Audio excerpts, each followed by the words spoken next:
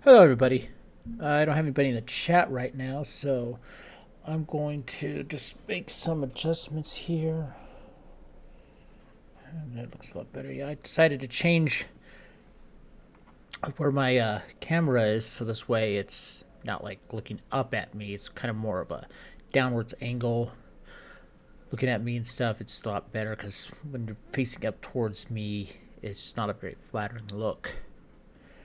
I'm going to wait to see some more people come in. If not, I'm just going to go ahead and start playing for anybody watching this on VOD.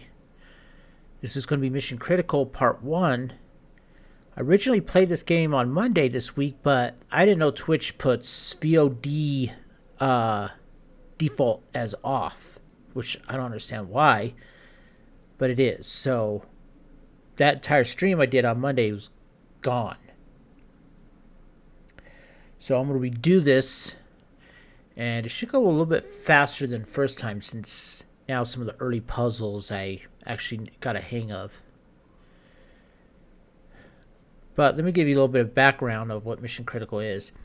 Mission Critical is a game that came out in 1995 by Legend Entertainment. The game did okay in sales. In fact, one magazine actually gave it Game of the Year in the category of strategy.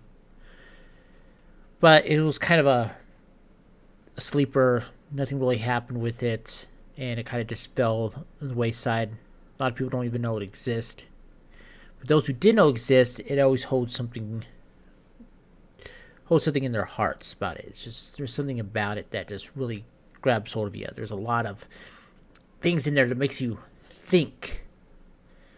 It stars Michael Dorn, who people know in the sci-fi realm as Lieutenant Commander Worf on Star Trek Next Generation and Deep Space Nine. This takes place, and since this was out in 1995, this was at the time when Star Trek was at its prominence, so his name was a big selling point for the game. And there was a few other actors in there. One of them, the other actress who plays Tran in this, she's played in some sitcoms in the 90s, some commercials.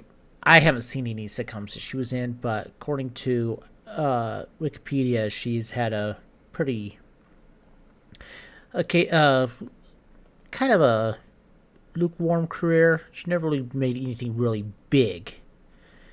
The voice actor that your character was the writer, designer, and the CEO of Legend Entertainment. And he wrote and designed this game.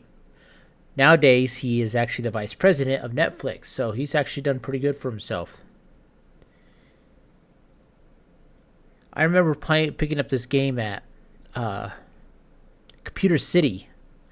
That's a store that's been long since gone. But I found it in their bargain bin, and I saw Michael Dorn on there, so immediately I had to get it because I'm a huge Star Trek fan. I mean, I love everything and anything Star Trek except Discovery. I'm sorry, but I will never accept Discovery. There's just something about that with the spore drive and everything else. I can't get myself into Discovery. I mean, the space battles in Discovery are great, but I just can't get myself around some of the stuff in Discovery. Now, maybe I might give it a chance a little bit later on now since they're not going to be in the far future, but right now, I can't take it. But I do love like some of the newer things, like Card. I loved. I like Lower Decks. I haven't seen Prodigy yet, but I'm hoping that's going to be pretty good. Picard Season 2, which the trailer launched yesterday, it looks downright great. The Borg Queen's back. There's time travel. They go to 2021 on Earth. It's amazing. I can't wait to see what they do with the storyline. But continuing back with Mission Critical, this is something about me you're going to find out is I tend to ramble at times when things that get me interested. So if you're ever on one of my later streams or something and I'm talking and I start rambling on, tell me to, get back to the subject or else, or else we're going to go into far off tangents. But since I played this already on Monday, I'm going to go ahead and I'll play as much as I can, probably like maybe 3 hours, stop about 3 o'clock so I can have myself some late lunch, get my stretch my legs and just kind of relax a little bit, and then I'll probably jump on for another around 4 and do maybe another 2-3 hours. Um, but back to Mission Critical, I loved playing this game, and it has some great ideas and story in it, and I just can't wait to share all this with everybody. Some things that make you think about how we're going today in society. I mean, this game at the time was not very tropical. Nowadays, this game is very tropical, very, very tropical with things that's going on right now in society and in the world. But I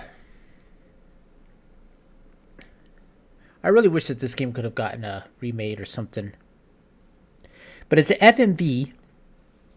FMVs have a notorious reputation of being bad because most of the time the actors in the video portion are people who work in the cubicles or designers. They're not actors. But this was different because they actually got the two main people you see most on screen in the video portions of it were people who are professional actors. Michael Dorn, you'll see a lot of him in the beginning, and then you don't see him at all until near the end again. Same with also Tran. So don't think that this thing stars Michael Dorn through the entire game. It does not. It's only for the... It's basically... I hate to place it like this, but he's more of basically used as a selling point for the game. Try to get you hooked in. But once you start playing a game and you start discovering things and moving around and the plot thickens and it really starts grabbing you more to the point where you forget Michael Dorn was ever in this and you're just interested in the story itself, and that's what makes good writing. There's a lot of dialogue in this in ways of that I'm going to have to read out a lot of stuff because a lot of it is description based. It's like with all of the old adventure games stuff, a lot of point and click and looking at things. So there will be a lot of that, and I am not the best person to do pronunciations of certain words. I have a hard time speaking that kind of stuff. It's just been an impediment of mine ever since I was young. I have a hard time phrasing words. After I hear it a few times, then I could most likely grab it. But there is a few words out there to this day I have a hard time pronouncing. And even when I took speech class in college, I still had some hard times. And sometimes my speech teacher will help me sound out certain words, but it was still hard for me to get anything across. So I'm just going to keep it on here, just chatting. If no one comes on by about 12:20, which is about 7 minutes from now, I'm just going to go ahead and start up the game. So if you're watching this on VOD and you don't want me around here and stuff, just go ahead and fast forward a few minutes. I want to put down to be right back. I'm going to grab a few things I need real quick before I start up. And then when I come back, we will start up the game. So I will see you all in a few minutes. Just hang on tight and I will be back. Thank you.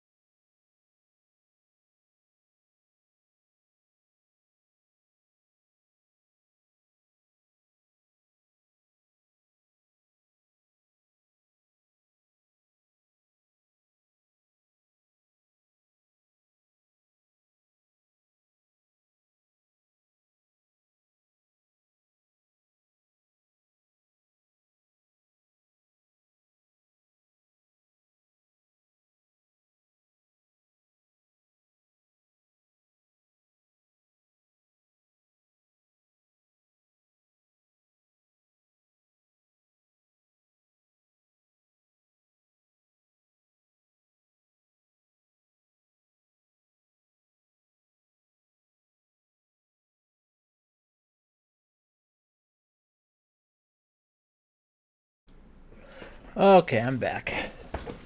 So I'm just going to go ahead and start up the game. No one has really come on yet, but I'm pretty sure maybe some other people come in after a while. So if anything, my brother will probably join us a little bit later on when he gets off of work. But I've been wanting to play this game for a long time, and I'm glad I've been able to get to do this. I tried once to do it on YouTube, and Fraps wouldn't record it because every time you push a button, it skips the main cutscene. So when I start up recording on Fraps, it will cut through the first video, through the beginning cutscene. If I try running Fraps before I run the game, Fraps just keeps recording what's on my desktop and not the game. Same with Steam Labs, which I used to use for my first few days of doing live videos on YouTube, and it still didn't reach it. So, but with Twitch Studio actually can run the game, which is a great thing. So I'm going to go ahead and start this up. I think that's a pretty good view. Got a good viewing of me. All right. I think this camera setup works out a lot better. I feel more comfortable with the camera actually looking down at me rather than me looking down at it. All right. Let's go ahead and start up this game. This is Mission Critical.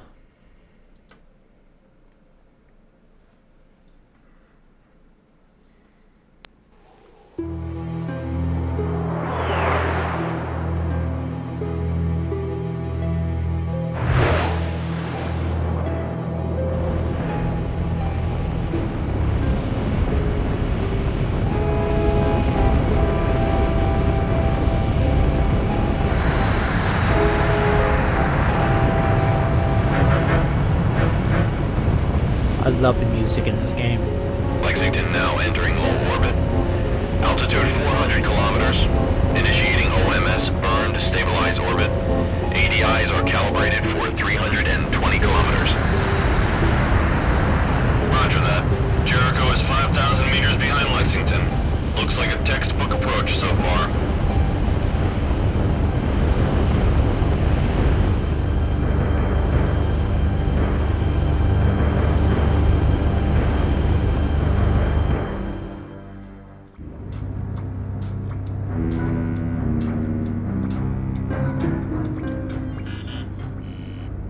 What have you got, Tran? Surface scanners have picked up a hard echo from a point 80 kilometers north of the Rift Valley in Sector 4. Is it Pandora? Jericho thinks so. They started the countdown for the launch of the planetary lander. The crew is on board, and the lander's been prepped for launch. What the hell is that? Sensors are picking up a contact coming from the other side of Persephone. It's accelerating at 100 gravities. We have another contact. UN battle drones. Sound general quarters.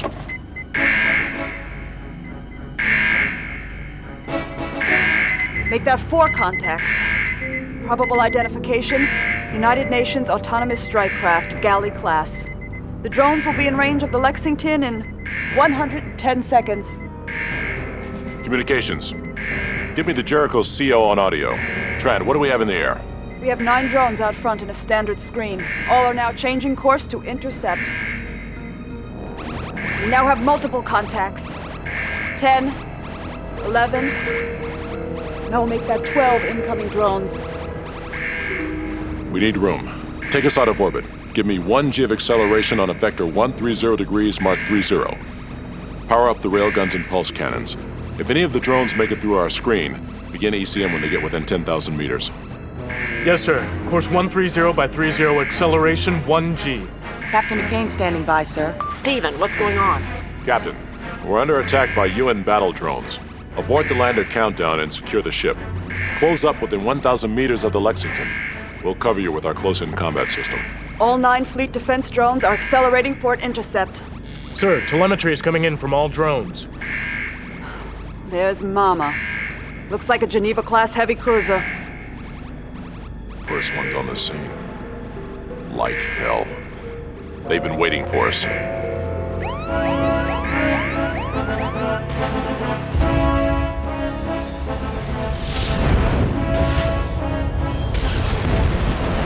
The attacking drones have engaged and destroyed my fleet defense units. There are 5 surviving UN drones.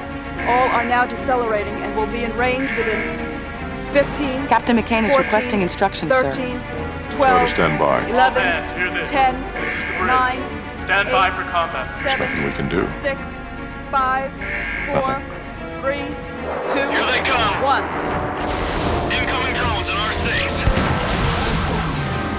We've been hit. Heavy damage in engineering. The Jericho has been hit. Breach on deck 2, 3 o'clock. The backup coolant systems are coming online. Oh my god. We're losing coolant. This mother is going to melt down if we don't seal that system. CICS is down. I repeat, we've lost the close-in combat system. All the coolant systems are down. We aren't gonna make it. UN vessel. This is Captain Stephen Dana of the USS Lexington. I am prepared to offer complete and unconditional surrender. I wish to evacuate my crew and that of the science vessel Jericho using intership shuttles. We are to be taken aboard your vessel and treated as prisoners of war under the Geneva Convention. Please, call off the attack. This is Commander Garrick of the UNS Dharma. Your surrender is accepted. Deactivate your weapon systems and power down. You have 20 minutes to abandon ship. Garrick out. Understood. Lexington out. Clear the bridge and prepare to abandon ship. Tran, stay here with me. Sir, what the hell are you doing? We surrendered? Are you out of your mind? We can't surrender. That's not even an option during a normal TAC-op. I should relieve you of command. We can still take out the Jericho ourselves with a ship-to-ship missile and then put the Lexington on self-destruct. We can't let those UN bastards get their hands on anything or anybody that will give away this mission. They won't, Tran. Oh, the hell they won't. You're just about handing it to them. I mean, you even want to evacuate the crew. I can't believe this. Why did we even bother fighting back? If you're finished, Commander, I don't have any intention of turning the Lexington or the Jericho over to Garrick. Sir? There's very little time. You are to take Randall down to the weapons bay and pull a 500-kiloton nuclear warhead off of a ship-to-ship missile. Now use the TAC console to arm the thing. Set the warhead to detonate based on proximity, and cancel out the mass of the Lexington and the intership shuttle. Now stow the damn thing in a compartment on the shuttle. When that's done, go and complete your final log entry and return to the shuttle bay. Do you understand me now, Tran? I'm going to sound the call to abandon ship. The crews of the Lexington and Jericho will use intership shuttles to transfer over to the Dharma. The bomb will go off when the shuttle is pulled into the Dharma's docking bay. And vaporize Garrick in that goddamn ship. Everybody in both crews will be dead. All but one. When the Dharma runs a scan of the 2 shuttles, most everybody has to be accounted for. I think we can get away with one missing body. I intend to leave one person on board the Lexington, unconscious. It will be up to him to complete the mission. We're all dead anyway. At least we're gonna go together, Tran. I understand, Captain. Very well. I'll meet you in the shuttle bay in 15 minutes. Aye, aye, sir.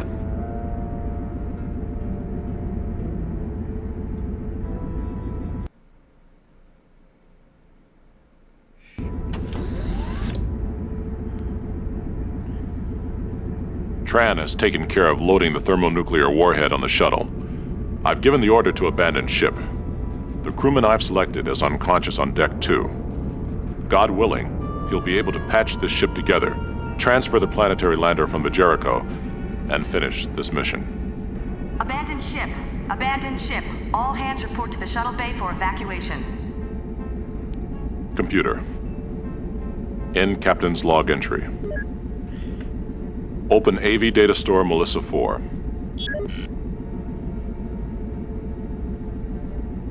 Record personal message. Audio only.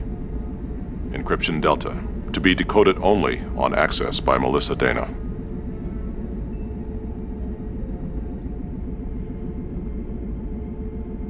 war took your mother soon after you were born. Now the war has taken me. I'm truly sorry that you must grow up with holograms as your only real memories of us. You're so beautiful, Melissa. Just like your mother. Please, try not to be bitter. One of the reasons that we're gone is so that you'll have a chance to live in the only way we believe is right. Keep us with you always. I love you. Computer. End message. Abandoned ship. Abandoned ship. All hands report to the shuttle bay for evacuation. Lexington shuttle to Dharma. We are now leaving the Lexington. Dharma to Lexington shuttle. We detect one human life sign aboard the Lexington. Explain or be destroyed. Lexington shuttle here. Your deadline gave us no time to search the ship for casualties. Subject may be unconscious. Unfortunate. Do not attempt to turn back. Your approach to the Dharma is cleared. Garrick out.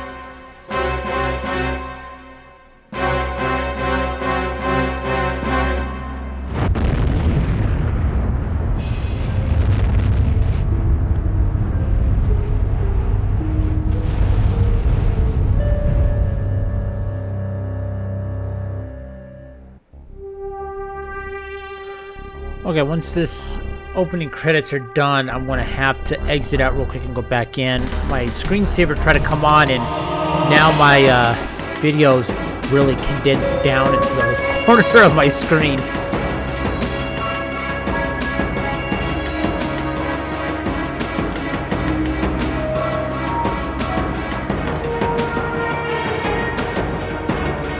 I don't want to hit any buttons to try to make it full screen because that will cancel out the video. So I'll just let this keep going.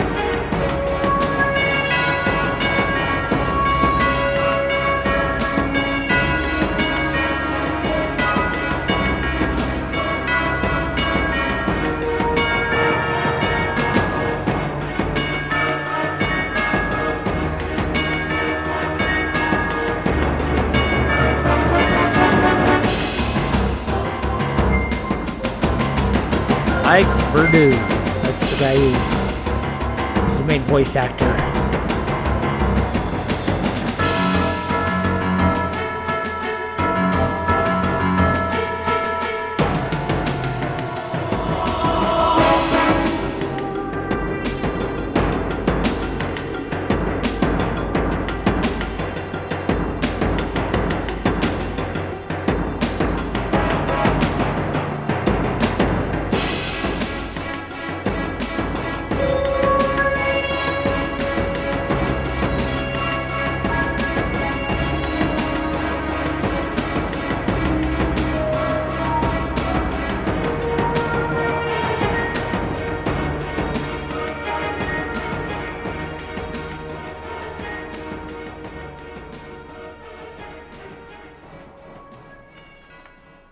Oh, there we go.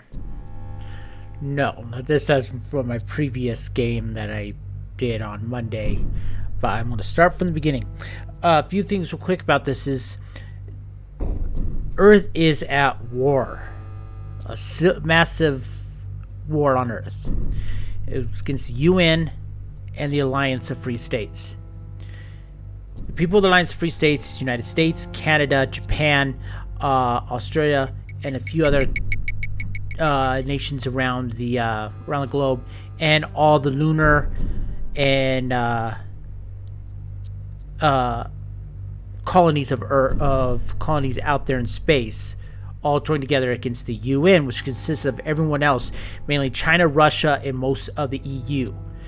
And what the war is about is technology, advancements in technology. The UN wants to stop all forward progress, believing that technology will destroy human race, whereas the Alliance of Free States believes that we need to move forward in order to be a successful race, that the cure is worse than the disease.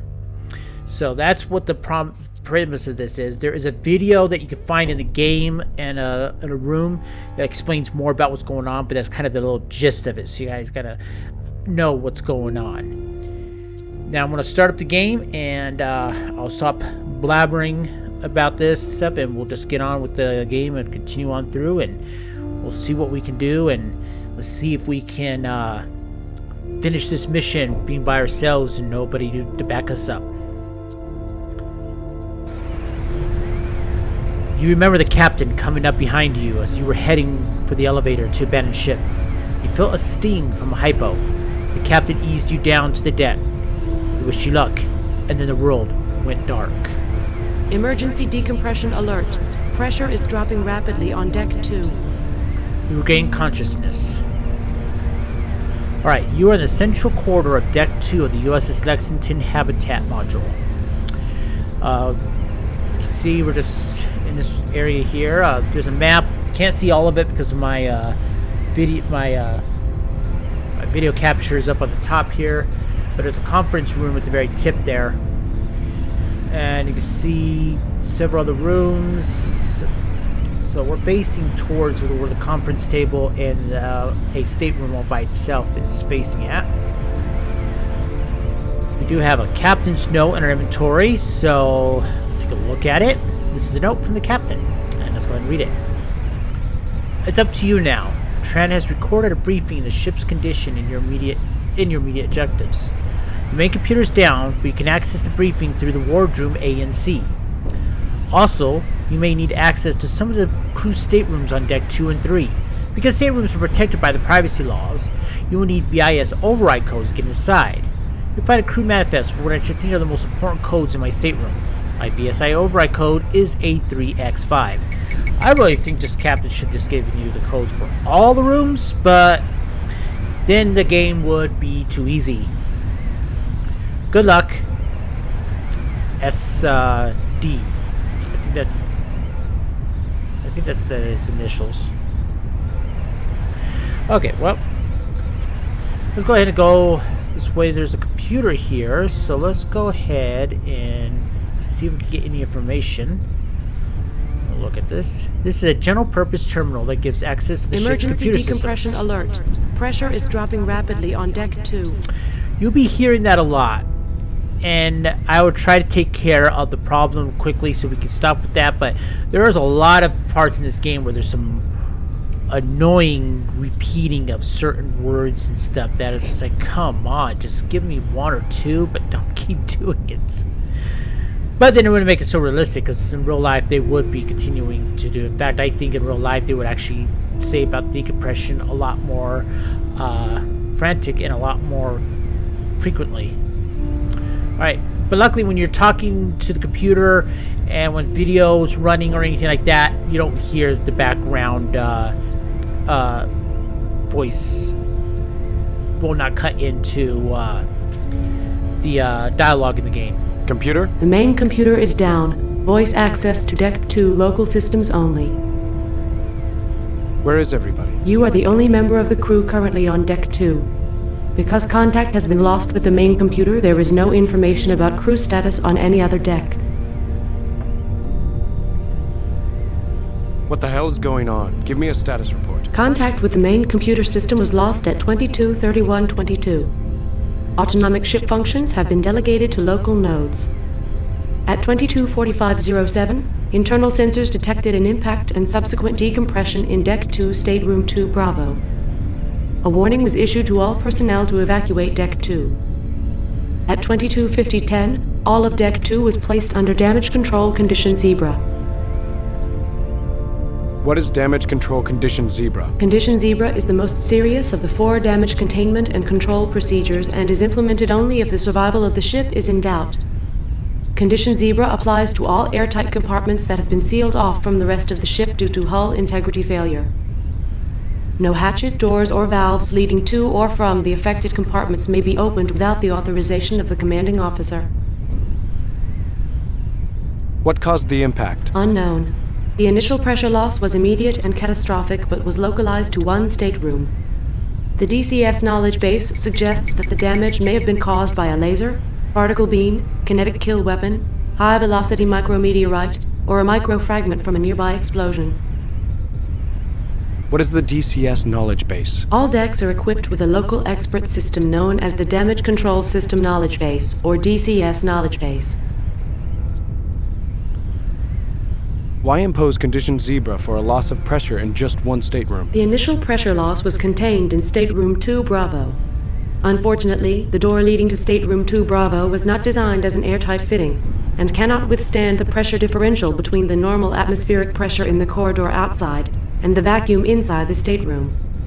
Air is currently leaking around the door seals, an indication that the door may give way at any time. How do I fix the damage? Emergency hull patch kits can be found in the compartments directly over the general-purpose computer terminals installed in the common areas of each deck. What will it take to secure from condition Zebra? Hull integrity must be restored. Simple enough.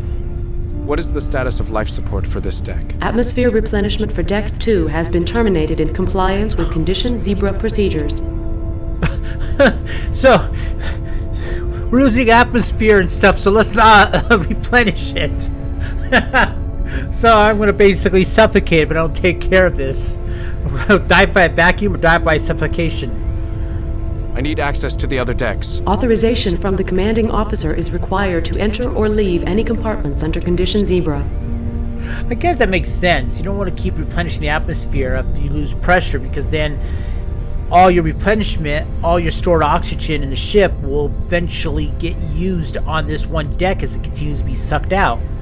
Still though, it just seems kind of like, oh, okay, we're losing oxygen on this deck, so let's not replenish it.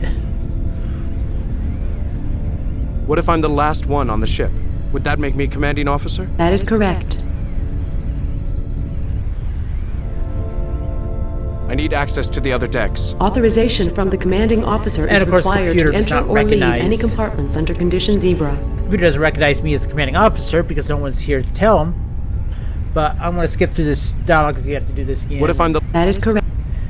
And then, I'm done. Access terminated by user. okay, so she said there's an emergency storage cabinet right above here. Emergency decompression alert. Pressure is dropping rapidly on Deck 2. Each deck is equipped with emergency storage cabinet, which is traditionally contained damage control equipment. So let's open this up. And a hull patch kit. Take a look at this. Hull patch kit is contained in a plastic box with an identifying label in red with a red stripe. Label on the kit reads Hull Patch Kit used in case of micropuncture to inner hull, and random numbers. So let's go ahead and take this and let's open it up. Alright, we've got some equipment here. It says you empty out the contents of the Hull Patch Kit and then discard the plastic box. Okay, we have, looks like molecular glue. This is a small tube of molecular bonding agent, a substance that is something like the ultimate glue. A label on the tube reads HPK, molecular adhesive, carbon fiber, 2 Akara hull alloy. And random numbers. So this means this is some kind of like, this is a carbon fiber, place it on this and then hook it to the hull. Let's see here. The glue only works with carbon fiber and the special metal alloy used in the ship's hull. If you apply the glue anywhere else, it would only make a slippery, gooey mess. That's kind of a cool kind of type of glue that only works in certain conditions. You don't accidentally glue your fingers together. This gel foam container looks like a high-tech version of the old-fashioned aerosol spray can. A label on the can reads HPK gel foam aerosol and random numbers. There's also a patch here. This hull patch is made of woven carbon fiber components. It is a flat, flexible, secular, like I said, I'm bad with pronunciation, circular with a diameter of about 10 centimeters. Emergency decompression alert. Pressure is dropping rapidly on Deck 2. This game also really goes big on descriptions to the point where it is just downright awesome because you get so much. you start to feel like you're part of this environment. I just love the descriptions they give you, and some of them are actually kind of funny too. There's a lot of little inside jokes, gamer jokes, stuff like that in this too. It's good. It's gonna be a lot of fun. All right, let's read these instructions. Hull patch kit instructions: spray gel foam on or near micrometeorite or beam a weapon puncture. Foam will be suspended in air until suction pulls to puncture. Foam will accrete to the hull alloy as it's pulled through by escaping atmosphere. Once puncture has been temporarily sealed by the foam, apply molecular glue to fiber steel patch and place patch securely over puncture. Okay, so let's go into the captain's room. He's right here. The only way you can know that's the captain's room is because it's the one that's the furthest from everything else. But it seems like they're the same size as all these other staterooms on this deck. Alright, let's open up. This stateroom is protected by the privacy laws. You are not the legal occupant assigned to this stateroom. A Vsi Override Code is required to gain access to this space. For this point on, I will skip through that dialogue because it says that for every single stateroom, there's nothing different. A3X5. Access granted.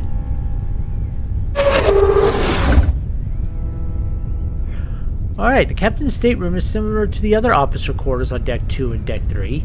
This stateroom is distinguished only by its location across from the wardroom. An official-looking bound volume sits on the captain's desk. Alright. Emergency decompression alert. Pressure is dropping rapidly on Deck 2. There's a pretty good size. There's some viewports here. A quartz crystal viewport looks out to the reaches of space, and you can actually look up random stars. Gazing into the reaches of space, you think you recognize the Neesmith Global Star Cluster. I'm not going to look at every single star, and there's way too many in every single room to do that with. But that's something you can do, which I think is like I said, this game really does a good job on doing descriptions. We'll take a look at this chair.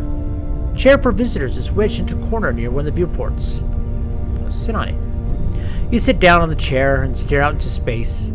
After the endless void has made you feel small, insignificant, and morose, you get back up.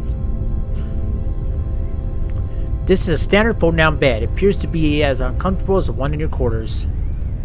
Can you sit on it? You feel uncomfortable lying on the captain's bed. It seems somehow inappropriate. Alright, so he has a desk here. A utilitarian desk is bolted to the bulkhead. The single desk drawer is closed. Oh, well, in all video games, you gotta open up drawers. And that's one thing I learned from my favorite streamer on YouTube, Oxhorn. Always look in drawers. Desk drawer is closed. Well, let's open it. Open the desk drawer. The desk drawer is empty. Oh, we'll just close it. Be nice. Cabinets here. These are storage cabinets for personal effects. This cabinet is locked. Even if you could open it, all you'll find is a collection of toilet articles, shoe polish, uniform, decorations, valet and a spray, and other practical... Emergency decompression alert. Pressure is dropping rapidly on Deck 2. Necessities of military life aboard ship. You pull open one of the drawers and look inside. You find nothing but clean uniforms. Disappointed, you push the drawer back in the bulkhead. And that is what they're going to say for all those things. So I'm not going to look in these cabinets or anything like this. It would be the same in every single stateroom. So that would be the last I'll look at those. Oh, flowers.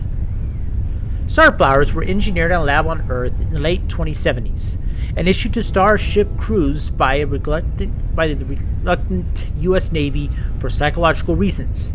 Starflowers grow incredibly slowly and need little in the ways of light, water, and nutrients. This makes them perfect for long missions. Can we smell them? The starflower has a faint tingy odor that is not unpleasant. Let's take one. You pick up the flower, look it over, and put it back. The starflower doesn't seem to have it wouldn't be very useful. Besides, you know that half of the crew has them in their quarters, and you can find one if you need one. What about the vase? A sealed, magnetized vase is home to the traditional starflower. The vase has all the nutrients needed to keep the genetically engineered flowering plant healthy for the duration of a typical mission. So since magnetized, probably can't take it. You pick up the flower. Oh no, it's just the same thing as with the flower. Alright, so it looks like he has some holoprints here. A laser holoprint of the Lexington is affixed into the bulkhead immediately above another holoprint depicting of Earth. A laser holoprint of Earth, the Sun, and the Moon is affixed to the bulkhead under the holoprint of the Lexington. There's another holoprint here. A laser holographic of Captain Dana and a young girl is propped up against the bulkhead. That's probably Melissa's daughter. Decompression alert. Pressure is dropping rapidly on deck 2. That's probably his daughter, Michelle, that he was, Melissa, that he was, talking to in that last briefing, that last video he was doing. Now she's an orphan. The captain has the same personal computer terminal and everyone else on the crew. A standard keyboard is set into the deck. The display panel is mounted to the bulkhead. Can we use this computer? USS Lexington, Captain's log. I don't have much time. The bridge recorders and comm logs will have full transcripts of the events that led to the current situation. This is a subjective account intended for the captain's log only. I'm afraid any gaps must be filled in later using previous entries. A lot has gone wrong since we first arrived in orbit around Persephone. Godforsaken world at the end of a 68 light-year voyage that has tried my ship and my crew. The details of this mission are known only to myself, my XO Lieutenant Commander Tran, and the captain of the Jericho, the science ship we've escorted from Earth. The three of us have carried this secret, a burden that has gotten heavier during each week of the trip out. We knew that what we might find on Persephone could well help us turn the tide in the war with the United Nations. We knew that it might even change the course of human history. Things haven't worked out that way. And as strange as it seems, I think the crew knew towards the end that this was going to be a one-way trip. A sense of foreboding crept over the ship as Persephone came into visual range. As we got closer, I could see it in their eyes, in their drawn and exhausted faces. I could feel it in myself, an almost palpable dread that permeated every corner of the ship. It was justified. Nothing could have prepared us for the hell that was waiting on the other side of Persephone. Something I didn't mention is that Earth has been taken over by the UN. Emergency decompression alert. Pressure is dropping rapidly on deck 2. I'm going to take care of that really soon here. The UN has already taken over Earth, and the Alliance is on the run right now. All what's left is the colonies and like Luna and a few other moons around in the solar system, and the colonies and other star systems that are all that's left. They're all part of the Alliance, but the Alliance is losing the war. So whatever is this Pandora and Persephone is vital for the Alliance. That's why this mission is so important and why it's so top secret. We will reveal more about what the secret is. I'm not going to reveal it. Those who have I don't know a few people that saw my thing on Monday. You probably already know because I accidentally blurted it out in the beginning, but I'm not going to mention it now. But there is something that is big that's happening right now, and this mission is top secret. So we will unravel more of the mission later on when we get more and more, the ship gets more repaired. Alright, so we have a crew manifest here. Let's take a look at it. This is a bound mission, this is a bound report entitled USS Lexington Crew Manifest Mission 161. Alright, let's take it. And let's read it. USS Lexington Crew Manifest. Classified Gamma, top secret. A bunch of random numbers here. J Talon Arctic Hawk, Jasmine, Pandora. Jasmine, remember that you'll hear Jasmine mentioned a few times. It's basically a code name for this. Sentinel Web, Beacon Ruby. These are things that you kind of will need to know later on to try to contact the headquarters of the Alliance. USN AISOC. I think that's Alliance. I don't know what the acronym is, and I think it's mentioned only once or twice in this game, but alright, so this is Operation Pandora. Alright, date February 15, 2134. Captain David Dana, Commanding Officer, USS Lexington, Office of Personnel, Oppers, Logistic Command, Logcom. Final crew manifest for Mission 161. Captain Dana. Attached, you will find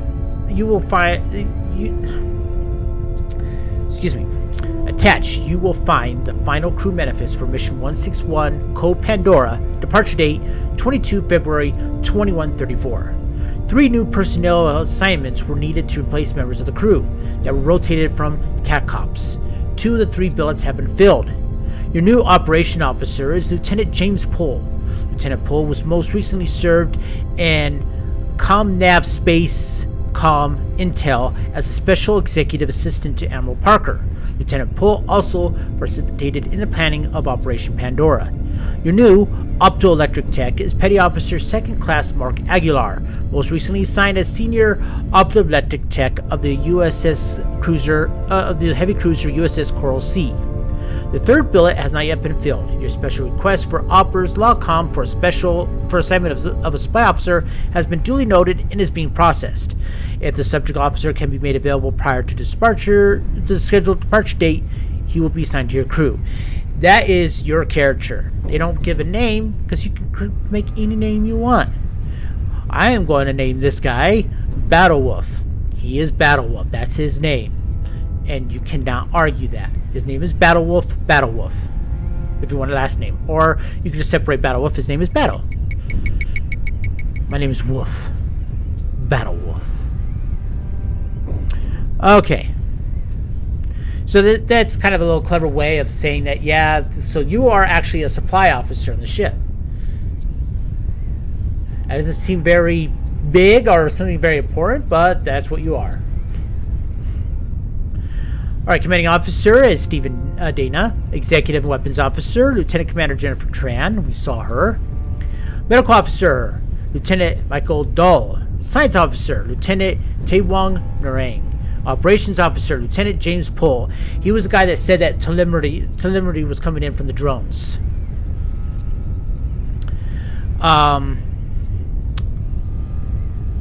Engineering Officer, Lieutenant Renato Oliver. Supply Officer, to be signed day of departure. Communication Officer, Lieutenant J.D. Kimberly Falcon. You also saw her too. She was that blonde girl that was blonde woman that was up on the bridge saying that the message was coming in.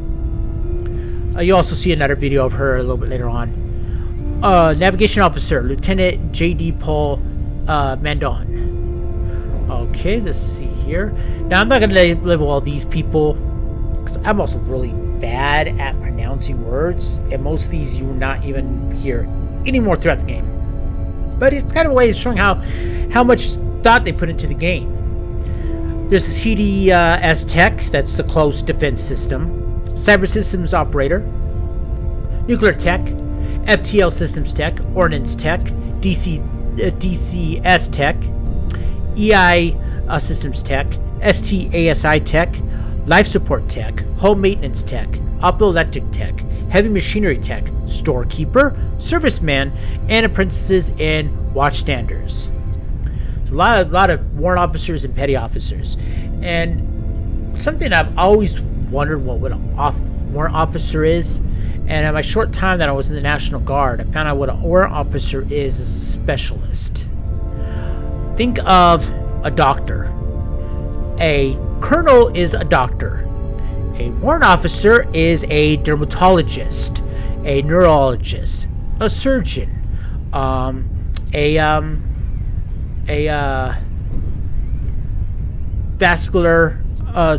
circular vascular doctor. basically someone who's focusing on a certain thing. They are considered an officer. You salute them and you call them sir, and they hold the same rank. It's like a chief warrant officer level 5 is the same rank as a lieutenant colonel, but they're not called a colonel. They're called a chief. They just went through a specialized type of training. They focuses on a specific part of their duties, whereas an officer like a colonel or lieutenant colonel is an all-round general officer of everything. You thumb through the documents until you reach 2 pages near the end, covered with diagrams of the captain's handwriting. Alright, so these are the Vsi Override Codes on Deck 2. We've got Narang, Oliver, and Dole.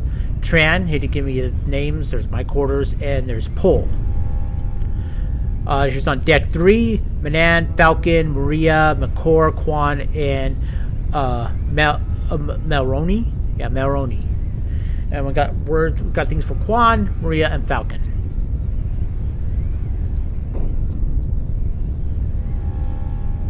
Let's see some. Okay. Emergency decompression alert. Pressure is dropping rapidly on Deck 2. Boy, it just not went away. It looks like there's something right here, but you can't even look at it. But if you could see that on there, it looks like there's like a little dot right here. Alright, so here he has some books. The captain apparently collected ancient paper books. 4 volumes sit on the desk. The titles are Moby Dick, Brave New World, 1984, and A Sea of Stars. I know 3 of those. I never read them, but I know what they are. A Sea of Stars I never heard of, and I don't even know if that's a real book. Can we take the books? You pick up the books. These ancient volumes are bulky and heavy. Besides, you probably aren't going to have much time for leisure reading. You put the book back on the desk. You thumb through some of the books and realize that even reading a few pages will take more time than you have. Alright, so... Now, the captain says that there was a briefing for us in here. Or we can go take care of the hull breach. We're here right now, so let's go ahead and take a look at the video. I don't know if the hull breach actually is a timed event that will happen if you waste too much time. I know that you can advance time by like an hour or so by pushing Z, but I'm not going to fast forward time right now. Emergency decompression alert. Pressure is dropping rapidly on Deck 2. Oh, she's a lot more quieter right now. This is the officer's wardroom. In the old Service Navy, the ship's wardroom was traditionally the officer's mess. The Lexington wardroom serves more as a conference room for briefings and meetings. Conference table here. An elegant conference table with 6 chairs dominate the wardroom. Panel displays are set in front of each chair. Look at the panel display here. 6 flat panel displays are set into the wardroom table. The images on the 6 displays are the same as the one found on the large bulkhead screen. These chairs, 6 comfortable looking chairs are arranged around the wardroom conference table. You sit briefly on one of the chairs. Nothing happens. Alright, so we got some pictures on this up here, so let's take a look at these ones. One of the 4 paintings created by Beth Anur Caleb in 2131 to commemorate the Lexington's 15th year in service. In this painting, the Lexington is returning to Earth for repairs after a historic confrontation with the UN heavy cruiser Beijing and Kiev.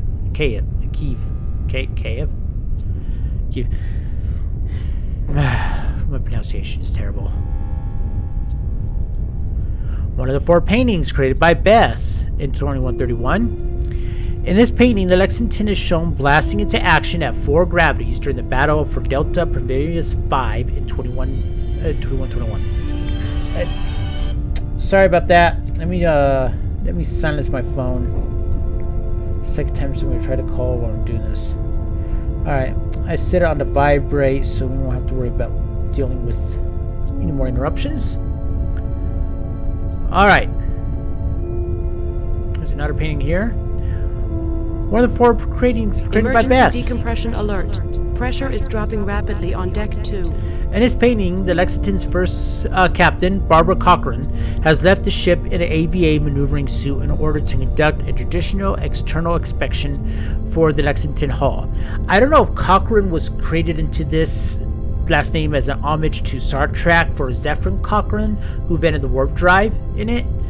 I wouldn't doubt it, since this guy, the people who wrote this, Mark, he seems to be real like his sci-fi, because there's a little bit of references of Star Trek kind of sprinkled in, and he got Michael Dorn to play the captain of this too. So apparently this guy, he might be a Star Trek fan. I don't know, but it would be kind of cool if Cochrane was because of Star Trek, because it is awfully a unique last name, Cochrane.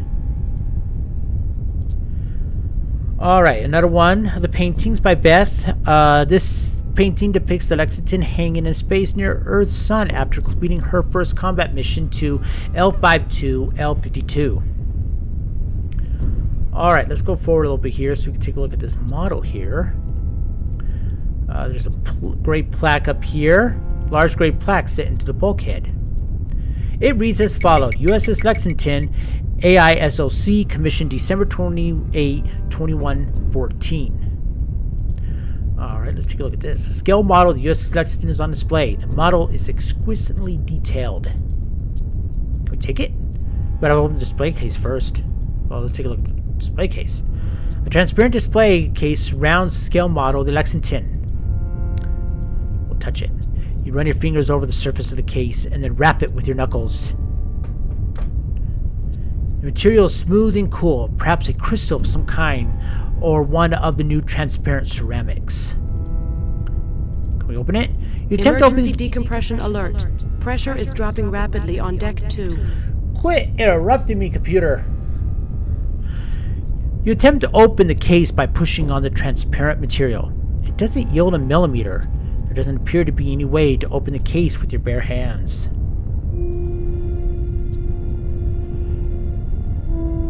Can we break it? You pound on the display case with your fists. Nothing happens. The case is firmly fixed to the bulkhead behind it. There seems to be a brass plaque though here. The plaque on the display case reads as follows: USS Lexington, LCBH-09, scale 901. Presented with pride to the crew of the Lexington, February 20th, 2134, by Lieutenant James Pohl. There's a keyhole here. A circular slot is set into the base of the display case next to the brass plaque. It looks like a keyhole. Let's open it. With what? Break. You can't break the keyhole. Alright, so any adventure game that shows off a keyhole and you're able to look at it indicates you will be able to soon unlock it. So we'll keep an eye out for a key. Alright, so let's go ahead and continue on forward. I'll watch this video that Tran has for us.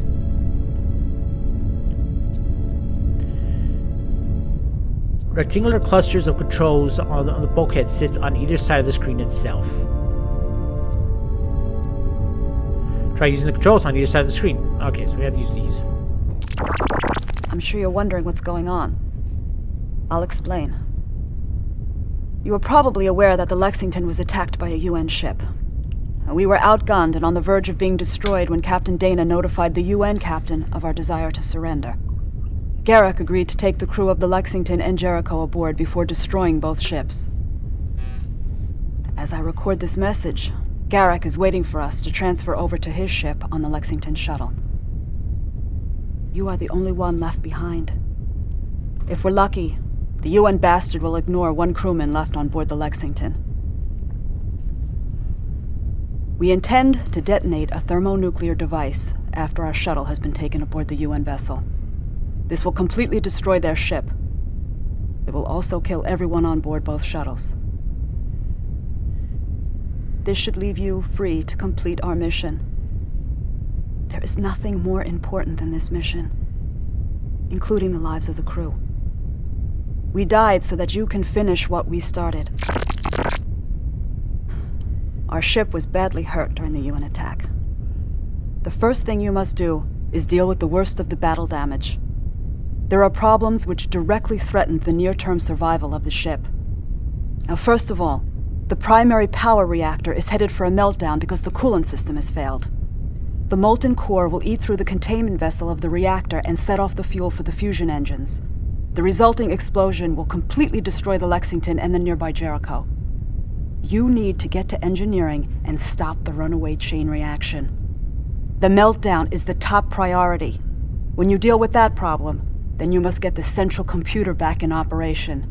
Without that, you cannot complete the mission. Currently, all computer processing has been delegated to the smaller, decentralized computers that exist on each deck of the ship.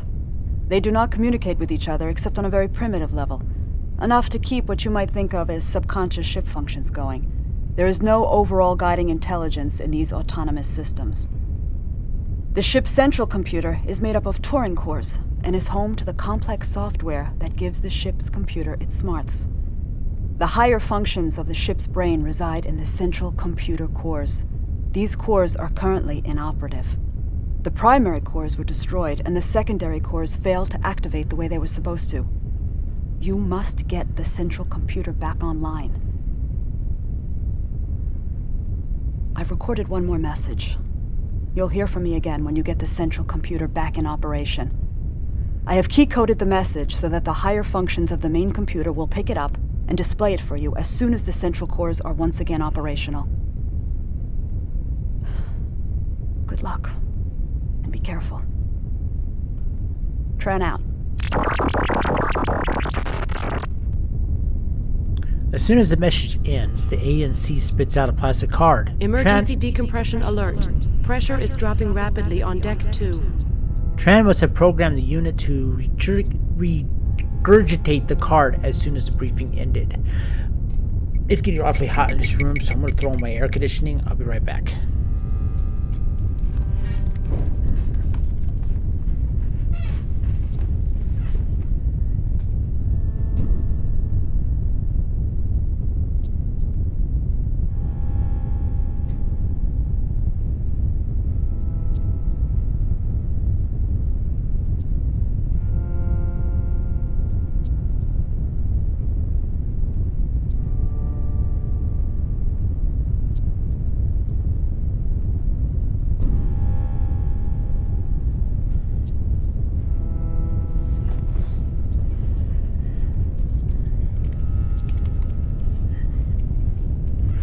Alright, sorry about that.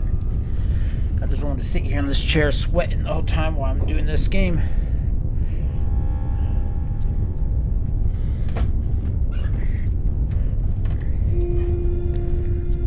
Alright.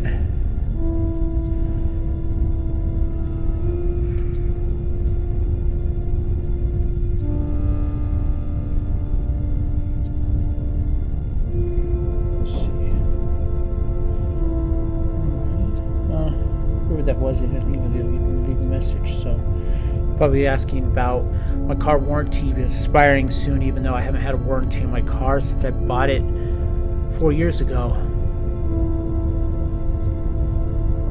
Yeah, 4 years ago, yep. Over 4 years ago. Alright, so let's follow the sound of the whistling. Emergency decompression alert. Pressure is dropping rapidly on deck 2.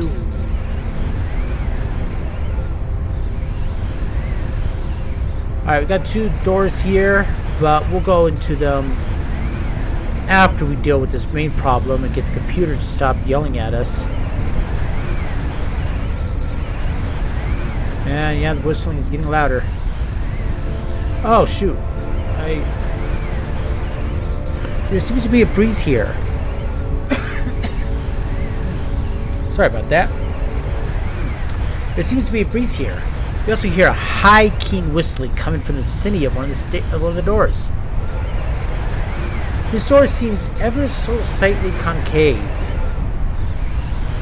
This stateroom is protected. And there's that, so I believe it's the middle one.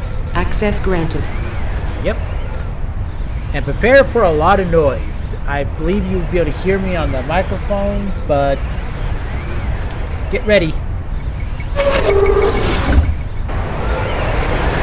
As soon as the door opens, you are pulled off your feet and through the door by a blast that feels like a hurricane. You are slammed in the bulkhead on the far side of the stateroom and lose consciousness for a brief instant. When you come to, all hell seems to have broken loose.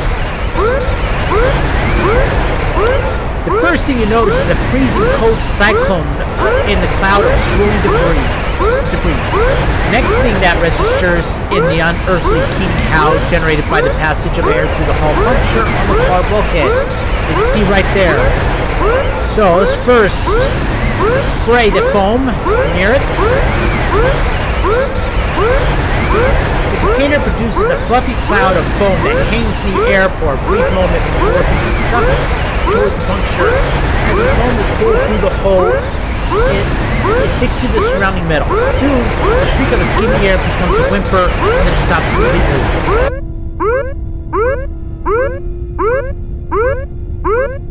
Emergency decompression alert. Alright, let's put the Pressure is glue dropping rapidly on deck 2. on this patch, and then you apply a thin coating of molecular glue to the composite fiber hull patch. You put the patch on the puncture and push it firmly into place. The molecular glue creates an atomic bond between the patch and the hull metal, making the resulting seal nearly perfect. You discard the gel foam container and the patch kit instructions. Congratulations, the puncture has been plugged. Take a look at it. The composite fiber hull patch covers the puncture. Alright, let's look at all over stateroom. The pressure on deck 2 has stabilized. Deck 2 has been secured from damage control condition Zebra. Lieutenant Oliver's stateroom looks like it was hit by a tornado. Then again, in a very real way, it was hit by a tornado. Alright, he has a chair and the bed, just as all other ones. If you just sit on them, you plop down on the bed and find it just as hard as your bunk. After sleeping on these things for a few years, you couldn't sleep in a normal bed without slipping on a plank of plywood underneath you. You bounce back up. Alright, let's take a look at some of the stuff around here. The book is dropped on, this book is dropped on the bed. It is entitled Mars, a microengineering challenge for the 23rd century. You can read it. It appears to be a treatise on terraforming Mars. You smile sadly as you read a few words from one of the pages. The last thing on anyone's mind after 20 years of war is an ambiguous mega project like terraforming. You grab the book and quickly compare its usefulness against its mass. Usefulness 0. Mass 1342 grams. The book goes back on the bed. It'll say that with almost every single book you pick up, that it will do a comparable mass in usefulness. In the mass actually, it's different with all the other books. So another little thing that they attention to detail. And we'll just look at one random star. Gazing the reaches of space, you think you recognize the Ponash Nebula. I said star, not nebula. But a book entitled Holographic Images of Fusion Plasma's Art lies on the floor. The book is filled with high-quality computer-enhanced holograms of the patterns created by star-hot plasma inside various thrust chambers and containment fields. Interesting, maybe. Art, not really. Holodisk. A chip holodisk sitting on the floor. A lurid red holographic image is printed on the front of the disc. Let's take a look at it. You snatch up the disc, realizing that it's been damaged beyond repair, and toss it back down again. What a pity. Of all these items in the stateroom, this disc looked like it might be the most interesting. Really? Well, let's read that label and see what it was. The label on the holodeck reads Swedish Nudes in OG. Looks interesting. Look at this book sits on the floor where it dropped after you fixed the hull puncture. It is a volume titled The Collector's Coffee Table Book of Orbital Platforms. This appears to be a collection of color holograms depicting various orbital platforms used for construction, repair, minerals processing, defense, staging, and research. The space stations are all lit very dramatically and shot from interesting angles. That might actually be a kind of a cool little thing to look at. I always like those kind of things of spaceships and stuff. Like some of the early books that my dad had this book, a collection of art for fantasy and sci-fi and stuff. And my brother and I would always love looking through that book. A lot of really cool artwork of the 80s and 70s. You glance at the title, Frontiers of Nanotechnology. You open the book and look at the publication date, 2052. Oliver must have had this around for sentimental reasons. The frontiers of 2152 are the backwaters of 2134. Yeah, the frontiers now technology. That's like having a book of the computers of the 60s. This book is dropped on the desk, and we can, of course, can't take it with us. All right, let's see. Let's try to open a look at this. The desk drawer is closed. Let's look in the desk. You try to open the desk drawer, but are unsuccessful. It must have been jammed from the thermal stress created during the impact.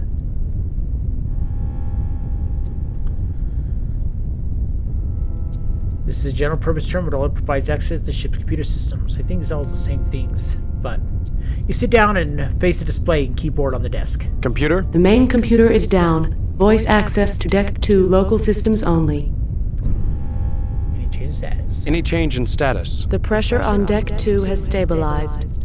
Deck 2 has been secured from damage control condition Zebra. All right. I'm done. Access terminated by user.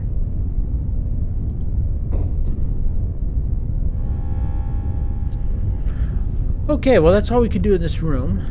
So let's go ahead and exit out of here. And we also have access to this room here. This stateroom is access denied. I think we do. Yeah, we do. It's the other. This state TX11. access granted. This is standard officer stateroom. Stateroom. Alright, so nothing really special in here. We'll do the drawer first. There's nothing of interest inside the desk drawer. Alright, so you have some holoprints. Let's take a look at those. A holoprint depicting a colony world of Erebus is affixed on the bulkhead. Erebus is one of the two major human colonies, a frozen ball of ice orbiting the star 70 Obaneci. Erebus is where the headquarters of the Alliance is at. The holoprint on the planet Delta Pumverius 5 is affixed to the bulkhead. The planet is currently uninhabited except for a small research station, but has potential as a colony site. So apparently he's interested in colonies. This appears to be a collection of various ancient scientific books, including such titles as Darwin, The Voyage of the Beagle, Watson's Double Helix, and Urquhart's classic Unified Field Theory. Let's take a look at this book. Theory of Artificial Quantum Singularities, Volume 3. Let's see, what can we read these books? Those scientific tomes aren't going to help you much good in your current situation. This book is entitled Theories of Artificial Quantum Singularities, Volume 3, The Role of Virtual Particle Creation and Energy Production. You turn over the first pages and find that the math is already over your head. You replace the book. Probably same for me too. I mean, I've gone all as far as way as calculus and got a B in it, but that's about as far as I ever got in math, and I did not like calculus.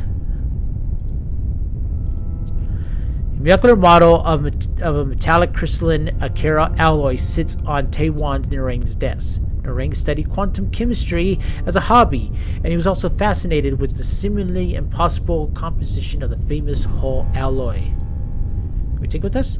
Nah, too awkward to carry around. Okay, well, fine. Embossed yellow key card. A yellow key card embossed with fancy gold lettering is affixed to the desk next to the personal computer unit. A scientist on a Navy warship is like a whore in a gay bar. Dr. Anton Fujiwaka. I have probably butchered that to no avail. When you try to peel the card off the desk, it starts coming apart. You decide to leave the card alone. Alright, well, there's nothing really useful for us in this room.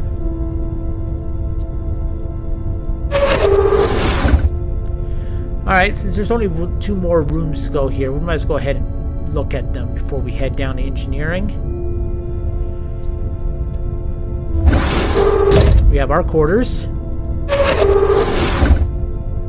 This is your stateroom, a cramped space that grew painfully familiar during the 4-month voyage from Titan. So yeah, you've been 4 4 months. 4 months on this ship. That is a long time. You often wondered how the crew in the smaller quarters on Deck 3 and 4 could stand the 6 months, 8 months, and even 12 months extended missions. A file pack of your personal effects sits on the floor of your stateroom.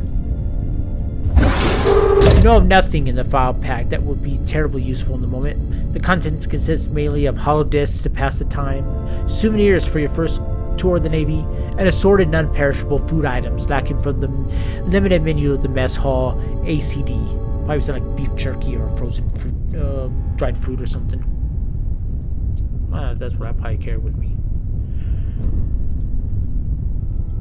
This is an old keepsake you found at a junk shop during a shore leave 3 years ago, back when you were still with the fleet-tendered USS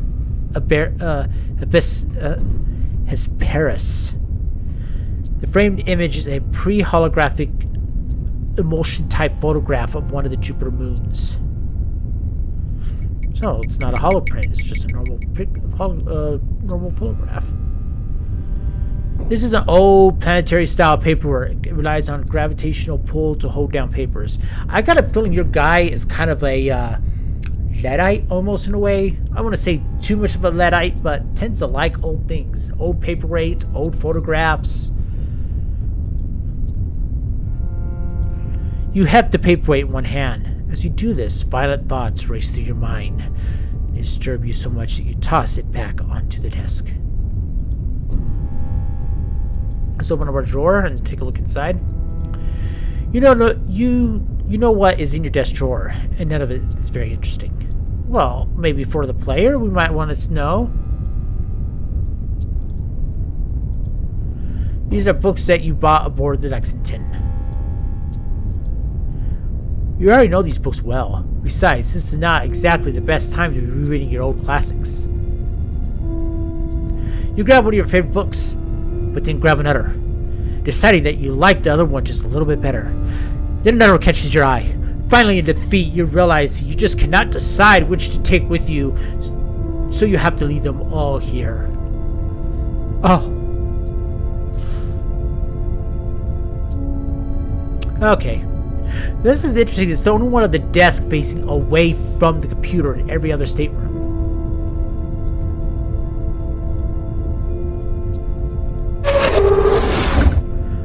Alright, so let's go ahead and... That's pull, which we don't have access to. Let's see, who do we had? And there. Oh yeah, trans. We haven't gone to Dole's yet.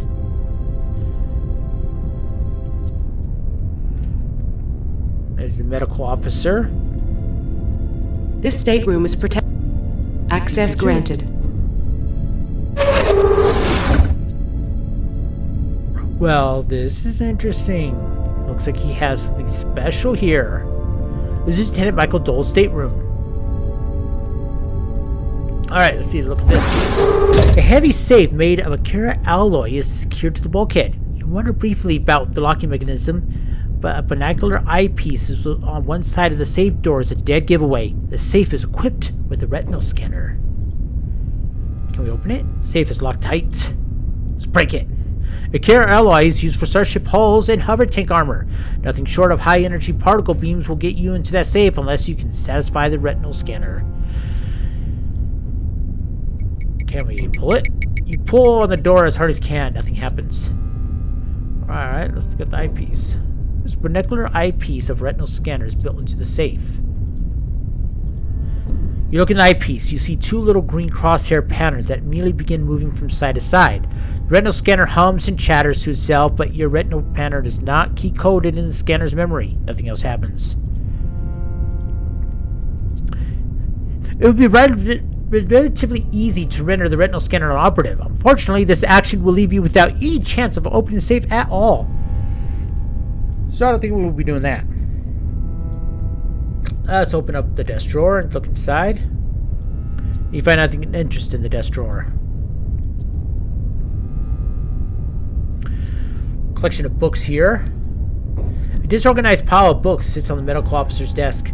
They're mostly old philosophy books with titles like Wave Particle Duality and the Nature of Self, The Tao of Computer Assisted Healing, and Beyond Starship Earth, Searching for Meaning in the Universe.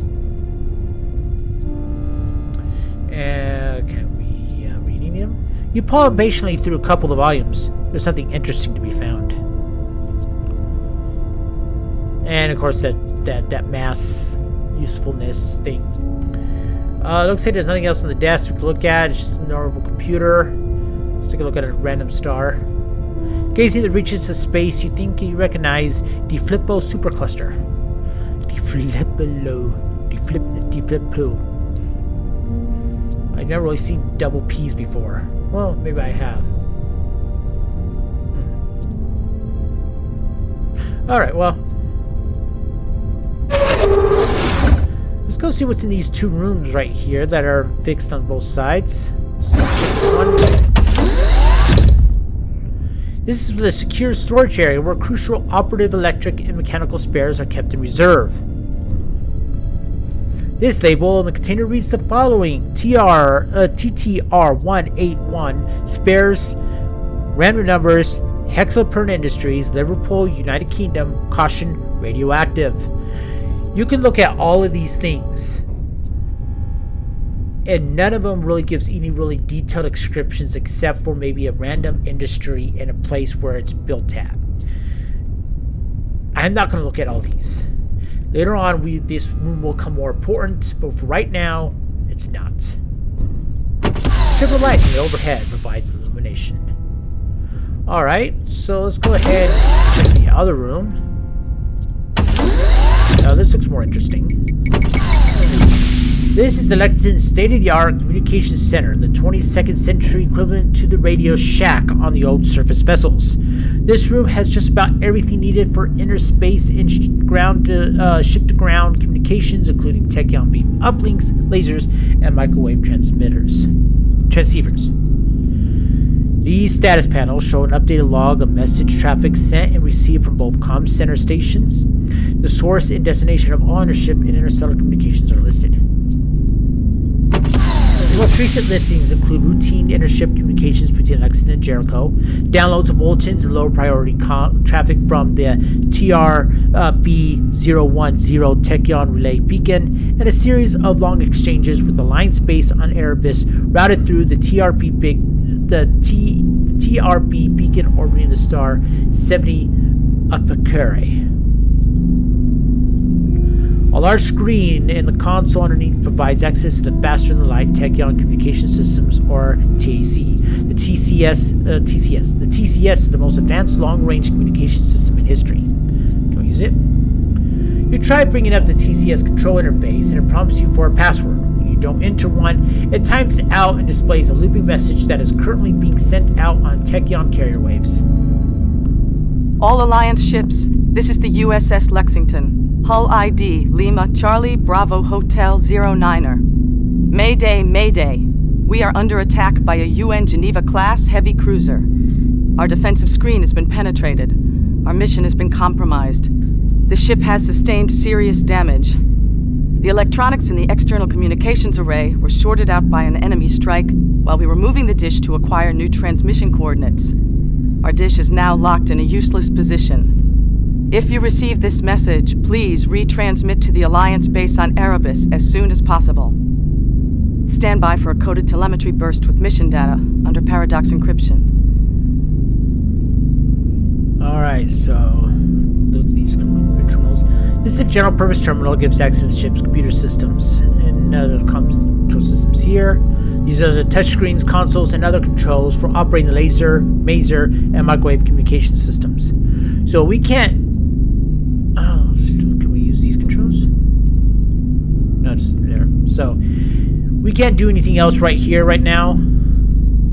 There's the two contoured seats in front of a bewildered array of screens and consoles. Alright, this is the same thing again. Alright, so there's not much we can really do in this room right at the moment, so let's go ahead and we need to get the passcode. Alright, let's head down to engineering and let's take care of that meltdown before the ship explodes. All right.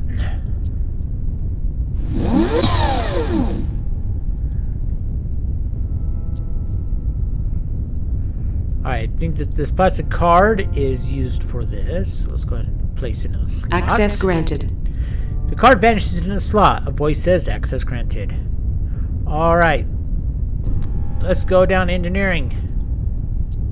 That deck is currently inaccessible due to a potential radiation hazard between the entrance to the reactor spaces and the engineering level.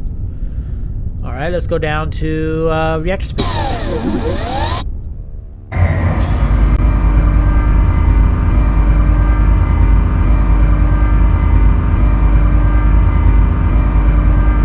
Reactor spaces. That's not a good sign.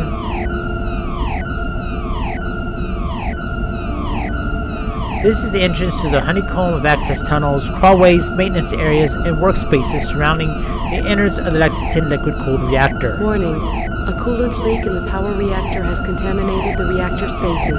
You are in a radiation hazard area. All personnel must wear proper protective gear and carry radiation monitoring equipment. The elevator won't go down to engineering, so the only way to get there is to go through the 5 levels of virtual access tunnels and reactor maintenance areas.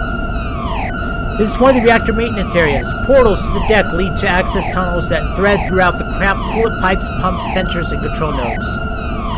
Unfortunately, if Tran is right and the coolant system is damaged, then radioactive coolant may have spilled into some of the tunnels. If you cannot get your hands on a rad suit, radiation protection gear is all down to engineering. Who in their bright idea thought that was a good idea to put only the radiation protective gear only in engineering? Why not also on the top of the reactor spaces where you're most likely going to need them? But, so we can't get a rad suit. This means you need to navigate through the reactor spaces without a rad suit. This would be a dangerous exercise. There wouldn't be any way to tell just by looking which tunnels were contaminated. This game has it set that even if you know the correct way to go down, if you don't have a Geiger counter with you, you will die. You will get radiation poisoning and die. Even if you go down the right corridors, you have to get the Geiger counter, which we will have to look for. So what I'm going to do is I'm going to go up to the bridge and work my way down, skipping deck 2. The ship will not explode. I think if you wait long enough to just sit there for a few hours, it will explode. But I never had that happen to me before. Warning. A coolant leak in the power reactor has contaminated the reactor let's go back spaces. up. You are in a radiation hazard area. All personnel... Warning. A coolant leak in the power reactor has contaminated...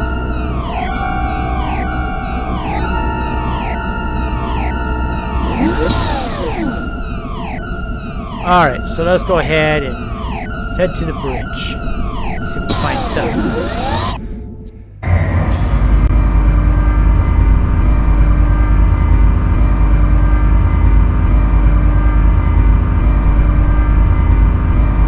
Deck 1.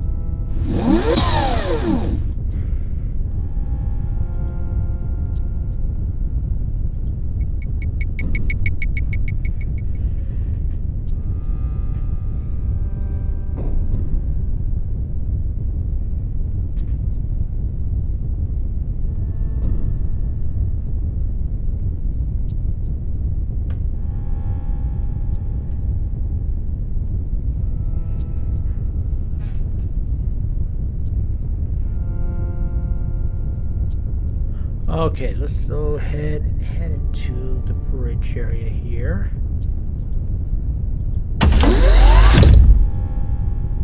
The bridge sits on the top of the Lexington habitat module and has a domed overhead with viewports that look out on the stars.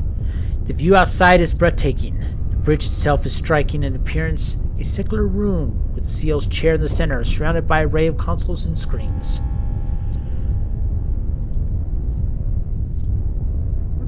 Let's take a look at the command chair. The command chair sits in the middle of the platform in the middle of the bridge. Oh, let's sit down on it. You sit down on the chair. You've always dreamed of getting your own command, but it's not the way it was supposed to happen. After a brief moment, you get back up. Alright, so we got an array of consoles here. Let's take a look at the nav map here. A standard sector navigation map is displayed on the screen. A pinpoint indicates the Lexington's current position in orbit around the sixth planet of a star called Decompression, also called Beta Zeta. The bridge is ringed with a hexagon array of large consoles. Each console is packed with a myriad of display screen, control panels, and keyboards. Look up backup tactical console. This is the backup system. Try the primary tactical interface on the other side of the bridge. Okay, so detailed. Let's look at these data line interlocks. As identified by a strip of glowing characters, data line interlock master. Don't touch. Okay, sorry. LS alpha controls. A glowing letters above and below indicate that these are the controls for overriding the computer settings for life support system parameters such as venting thresholds, particle filtration levels, and ambient humidity. Don't fix it if it ain't broke. The LS Bravo. These are identified on the consoles for overriding the main computer settings for such things as pressure, temperature, and oxygen-nitrogen balance for the habitat module atmosphere. Let's put more oxygen in to make us feel good. Don't fix it if it ain't broke. Fine. Data collection and analysis systems. You wouldn't have the slightest idea how to operate this thing. This appears to be a data collection and analysis subsystem for one of the sensor arrays. This screen is showing the results of a multispectral EMF and graviton scan of the planet below.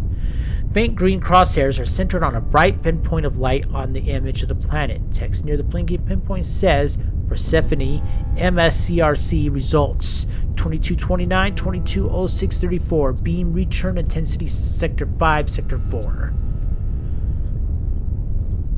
This is a general purpose terminal which gives access to ship's computer systems, and that will just access the computer, which we've already done a lot with them already. So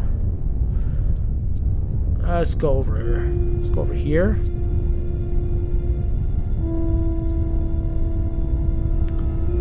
External visual monitoring system. One of the monitors is pointing to the view of the outside of the Lexington. The picture is being fed from one of the external microcams mounted on the ship's reactor fins. In spite of some evident battle damage, carbonized mirrors and rents on the outer hull, the ship still looks like it's in particularly good shape. Bow dorsal the ERCS controls. These are manual controls for a set of emergency reaction control system thrusters mounted on various places on the ship. These thrusters are anti-collision devices used only if the computer systems and all local backups have failed completely. Hype Telecom System Initialization Checklist Revision 3.1. Okay. Hi. This automated checklist has been prepared in order to simplify the activation and use of the experimental TX-15 Teradyne Hype Telepresence Control System components. These include the TX-15 RC-09 Client Battle Direction Software for the Basilisk Strike Craft, the TX-15 Block 2 Cyber System Software Upgrade for the main computer, the Telecom Man-Machine Interface, and the Hype Mutagenic Serum. Okay. Please stand by while the TX-15 Block 2 software upgrade runs a self-diagnostic to ensure proper operation. Thank you. You're welcome. Hype Telecom Checklist Step 1. Manually reprogram all RC-09 battle drones to be used with the Hype Telecom system. Use the arming console in each of the weapons bays to activate drones in storage, program their onboard computers for telecom operation, load them on the launcher, and hand them off to the main computer. The Hype Telecom program is coded as 180 in the Armor Servo Mech data store. Step 1 has not been completed. No drones are available for telecom operation. Hype Telecom system initialization terminated. I think we touched something we weren't supposed to touch. These are menu controls for a set of emergency reaction control system thrusters mounted on... Okay, we already did that one. I meant to look at this. This is a tactical station. A screen sits on top of the console, concave, covered with the various controls of what looks like a recently installed interface support of some kind. Alright, so let's not touch that anymore. This looks like some kind of intercom system for communications within the ship. We make a short PA announcement that echoes throughout the empty corridors and rooms of the ship.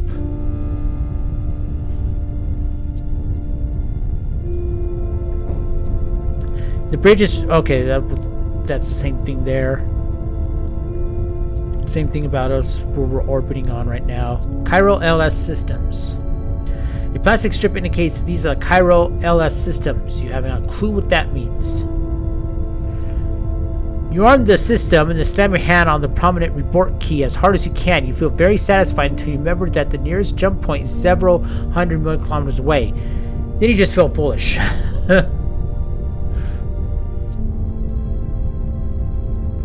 This is identified as supplemental navcomp. You have no idea how to operate this.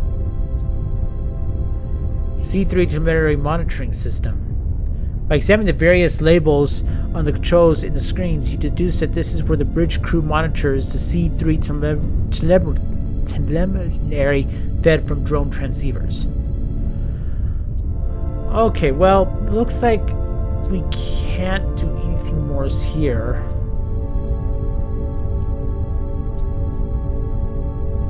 Yeah, so that's all we could do in here on the bridge. We didn't find anything that could help us with the reactor spaces, so... let's go ahead and head down to Deck 3. Maybe we can find something there to help us out.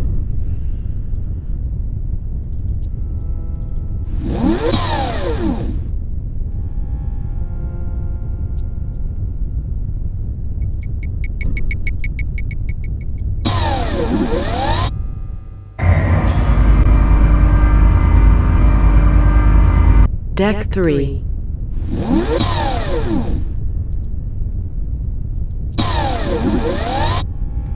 Alright.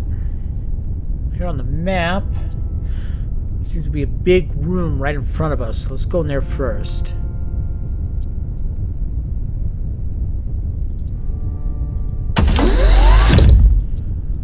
The mess hall is where meals are taken by the crew before and after going on watch.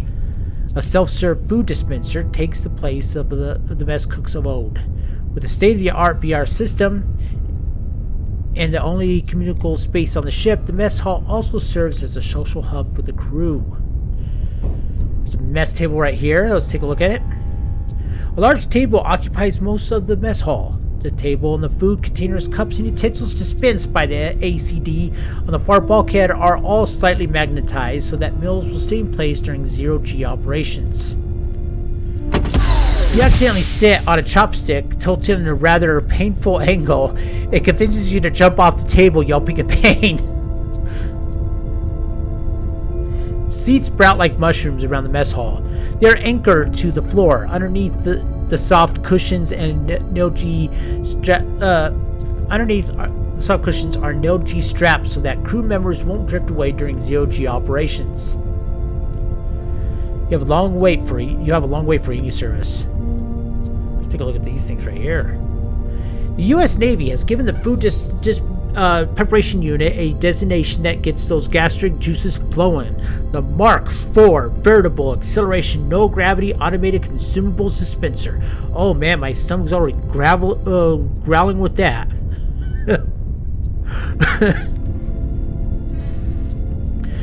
This dispenser is capable of providing hungry crew members with meals and drinks in conditions ranging from 0-G to a bone-crushing 4 gravities. You press a random button on the machine, spits out a meal that you can only describe as something on a shingle. You wolf the thing down in one bite and quickly regret it. The last thing your stomach needs right now is one of the culinary horrors that you've come to expect from the ACD. It looks like they got like fluid, hot, and cold. Looks like there's some food here though. Someone must have been eating on the Lexington went into general quarters. The remnants of a meal, including chopsticks, a plastic container of kung pao chicken, and 2 cups are sitting on the mess hall. One whiff of these stuff is sure to clear the sinuses, but you aren't certain if it's worth it. The food does not look appetizing at all. Congealed is the good word to describe the current state of the kung pao chicken. You gingerly bite into a morsel of chicken and suddenly have an urge to add everything currently in your stomach to a pile on the table. I don't know how long the captain hypoed you for, but due to the fact that there was a 20-minute delay between the attack when they went to general quarters and to the ship, and then them going to the UN vessel, and then you waking up and getting to here, that chicken must not have a very long shelf life when you get it out of the dispenser. All right, so looks like there's a. Let's take a look at these room lights. Mess hall is where meals are. Oh, let's see here. Look at 2 rows of lights provide illumination. The lights will dim automatically if you want to use the VR system. And what are these panels? The VR system projects vivid 3-dimensional illusions complete with audio regardless of the viewer's position in the room. 10 people can all have the experience that seems created especially for them. The projection panels over the tables are a key part of the technology that makes this effect possible. Alright, well, let's take a look at this thing. The mess hall is equipped with a Sony Microscope VR system for entertainment, training, and briefings. The strange sphere and the middle arm are all part of the VR processing system. The holograms are surround sound audio. The holograms and surround sound audio are generated here and projected via the panels along the ceiling. Let's use it. Alright, so these are the 2 videos. I'm going to run these and I will not talk during them, but that gives you the rundown of the Lexington and also a little bit of the backstory of the war that we've been fighting. Welcome to the USS Lexington Orientation. The United States Congress authorized the development of a new class of warships in 2109 as new Cold War tensions between alliance states and the United Nations escalated. These ships were designated as light cruisers Bunker Hill class and were designed to be fast, lightly armored, and heavily armed. The USS Lexington is one of 9 Bunker Hill light cruisers built between 2111 and 2127. During the first half of 2133, the Lexington was the first Bunker Hill class ship to undergo an extensive modernization at the McHenry yards around Starhome. She was equipped with brand new weapon systems, an improved interplanetary drive, a new computer system, and an upgraded communication system. The Lexington is equipped with 3 propulsion systems. The first propulsion system is the Orbital Maneuvering System, or OMS. The OMS consists of several chemical reaction thrusters for use when in orbit or when maneuvering in close proximity to other ships. The second propulsion system is the interplanetary drive, used for travel inside a star system. 4 deuterium-tritium fusion pulse drive engines are fed by a linear accelerator that runs down the spine of the ship from fuel tanks mounted near the bow. A continuous stream of microscopic frozen deuterium-tritium fuel pellets is accelerated into the 4 thrust chambers with magnetic containment at the stern of the ship. High-energy lasers bombard the fuel pellets and create a fusion reaction by implosion. Thrust is channeled backwards. A fraction of the resulting energy is fed back into large capacitors which are used to fire the lasers for the next explosion. The interplanetary drive can produce and maintain a constant acceleration of up to 6 gravities for extended periods. Large radiator fins on the outside of the ship help to regulate temperature. The third propulsion system is the Talcetto faster-than-light jump drive, located on the boom forward of the bow. The jump drive allows instantaneous travel along threads of space-time deformation that exist between the Talcetto jump points found in many star systems. A conventional liquid-cooled nuclear reactor mounted forward of the engineering compartments of the ship is used to charge the capacitors for the ignition of the fusion engines and provide power for the linear accelerator, life support, and all of the ship's electrical systems. The Lexington's principal weapons system is a complement of 18 Lockheed Martin RC-09 Basilisk multi-mission autonomous strike craft, also known as battle drones. Up to 9 of the 18 drones can be active at one time. The drones are deployed using rotary launchers mounted in 3 weapons bays. These bays are arrayed in an equilateral triangle around the core of the ship. Each drone is capable of carrying several types of ordnance mounted on standard hardpoints on the dorsal and ventral surfaces. Drone weapons include anti-ship missiles, torpedoes, particle beam guns, railgun cannons, and lasers. A Basilisk drone with a full combat ordnance load is capable of accelerating at 100 gravities. The Lexington is also armed with a Close-In Combat System, or CICS, that serves as a weapon system of last resort if any enemy drones or long-range weapons penetrate a defensive screen of Basilisk drones. The CICS consists of 8 missile launchers, 2 railgun turrets, and several chaff ejectors mounted at various points on the Lexington's outer hull. The Lexington's standard crew complement is 20. Her maximum complement is 25. The crew is housed in the habitat module of the Lexington, a large rectangular structure mounted well forward of the reactor and fusion engines. The habitat module includes the bridge, crew quarters, communication center, medical and science labs, mess hall, computer center, and storage areas. With a combination of speed, range, and firepower, the USS Lexington is able to project Alliance military strength out to the farthest star systems. She has proven herself in combat and has a distinguished service record built over a period of years. Yet she also has some of the newest and best technology available. Veteran officers and enlisted personnel vie for the privilege of serving on the Lexington and contributing to the continuing story of one of the most capable ships in the Alliance fleet. Okay, now we'll do Why We Fight.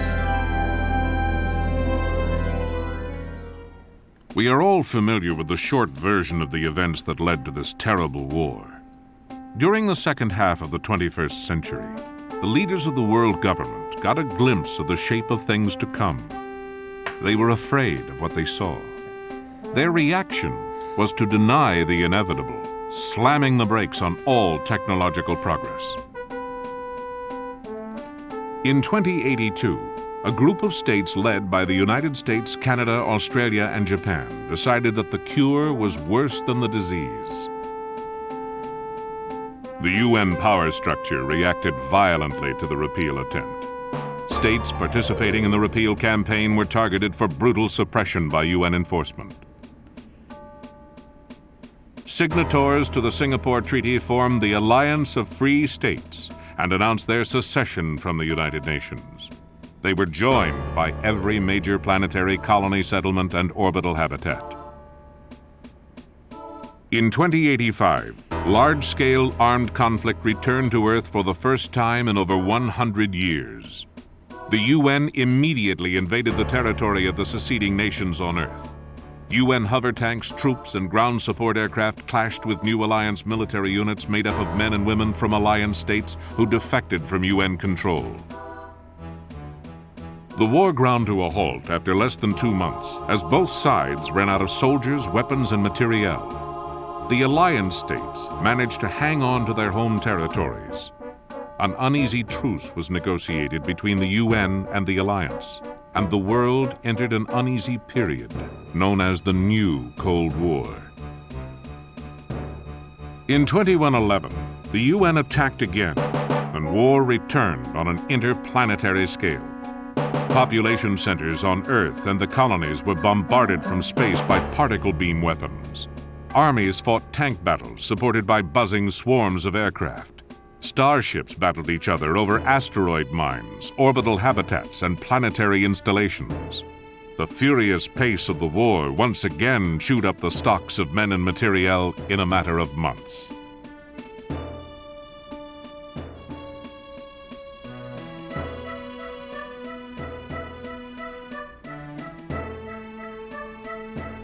This time, there was no truce. In spite of economic exhaustion, the two sides continued to fight a war of attrition, a war that has since lasted more than 20 years and shows no signs of ending. The war has continued despite the price paid by both sides because all of the combatants are convinced that they are on the right side. The UN firmly believes that unchecked technological development will kill off the human race. The alliance states are just as firm in their convictions that death is better than life without freedom and without forward progress.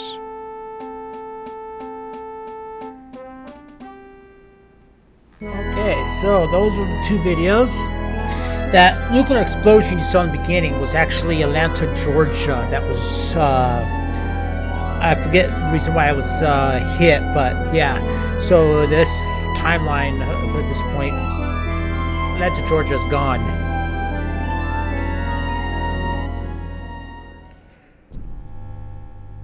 Alright, so we're done here. Alright, look to the VR system. So let's go ahead and... Alright, so let's take a look at this manifest here. Let's see where...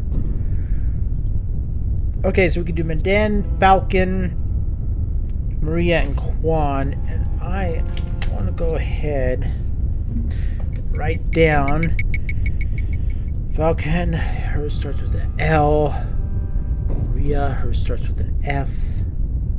And Quan starts with a J. Alright.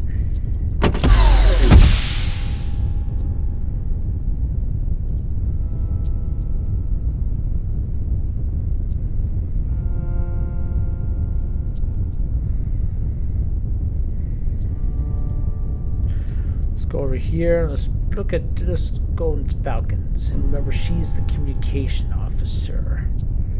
This stateroom is protected by the privacy laws. Hers starts with the L. Access granted.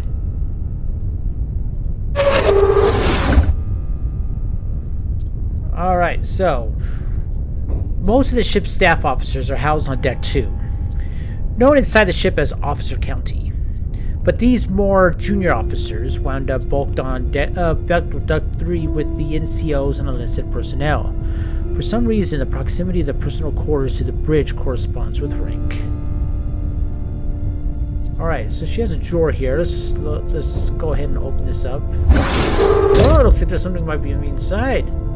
You find a small note taped inside the desk drawer. You peel out the note off the bottom of the drawer and take it with you. Just close it. And Falcon Soul, let's take a look at it. Let's read it. If you need to get into my stateroom to get any of your other things when I'm not around, feel free to use my Vsi Override 1H31. Don't let anyone see you going in. The rules of fraternation may be loosely enforced, but getting caught won't help your promotion aspects. See you soon. I can't read that initial, so I don't know who this could be. The Vsi Override Code identifies with a note from J to Lieutenant Falcon with 1H31 with an access code like that. J, whoever he is, must have been quartered on a Deck 2 or Deck 3. Let's... Oh, no, I don't want to quit. Actually, no, I might want to go ahead and just save this just to be on the safe side. Alright, let's go ahead. I keep wanting to push escape or something to bring up my console, like all the old games where you can just bring up a console for like the map and journal and stuff. But let's go ahead and see who this could be. Those are all last names. Let's take a look at first names. It's James. Could be James Pohl. Maybe Jennifer. You know, this is the future. Could be Jennifer, Tran, and Falcon.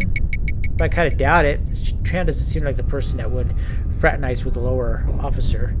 It could be James Randall. I don't know if he's on deck 2 or deck 3. But it could be most likely James Poole. We'll check that out a little bit later on. But we'll do that after the reactor core is taken care of. Tisk. Lieutenant Falcon has highly classified code book, USN Com Codes RN131-3-1, sitting amidst a collection of other less sensitive volumes.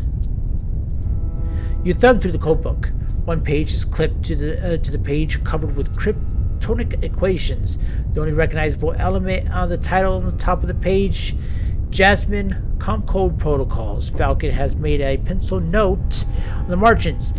TCS hardcode for Jasmine. No other comcode authorized for M161. So the command code authorization code that the computer wanted us to give us is Jasmine. I don't think that will help us at the moment since the computer is down, but we'll check that out a little later on. Paperweights. The magnetized paperweight. The paperweight only rises a few centimeters from the surface of the desk, just enough to slip a paper underneath it. Talk about magnetized. And a computer, and of course also the viewports. Gazing into the reaches of space, you think you recognize Mandrel Double Star. Did we look at everything? Oh yeah, there we did. Okay. Alright, so let's go ahead and head down here. And let's take a look to see which door actually we can enter into. Okay, Maria, right here. This stateroom is... And she has F11. Access granted.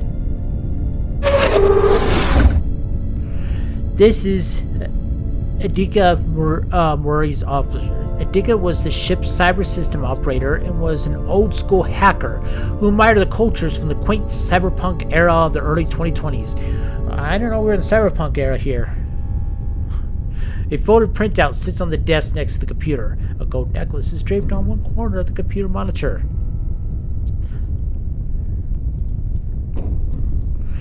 You see a necklace dangling from the corner of the flat screen display. Let's go ahead and take that. And take the necklace from the flat screen display. Oh, that's... When I was young, I always thought this was like a stick figure with the arms and legs that go all the way up to where the arms are, but this is actually the symbol of pi. Appears to be a necklace with a gold pendant. You pull the necklace over your head. Well, now we're looking stylish. We got some bling now. Holoprint. This looks like a holoprint of one of the planets in the Esplon data system. This is a holoprint of Starhome, the first world to be colonized by the human race. Under the average surface temperature is under minus 30 degrees Celsius, and the atmosphere is 100 years from being transformed to the point where it's even breathable. Starhome is the closest thing to an Earth-type planet in known space. There's a lot more of Earth-type planets that will probably be a lot better than this that we have now since discovered. It is amazing at how many planets are actually out there. They'll probably say there's more planets in our entire galaxy than all the grains of sand on Earth. That's a lot.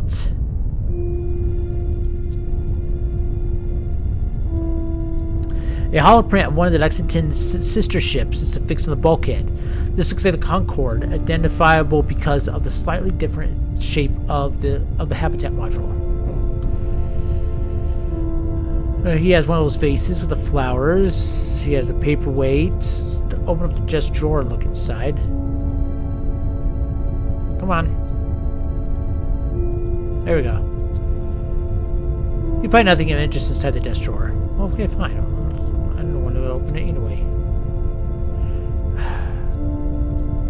Come on. What, I can't? There it is. Alright, let's take a look at this. This appears to be a program listing on a computer fax print. You will have to be holding a program listing in order to read through it. How come this is the only thing we have to hold to look at it, whereas with everything else on this ship, like books and stuff, we can look at without having to hold them?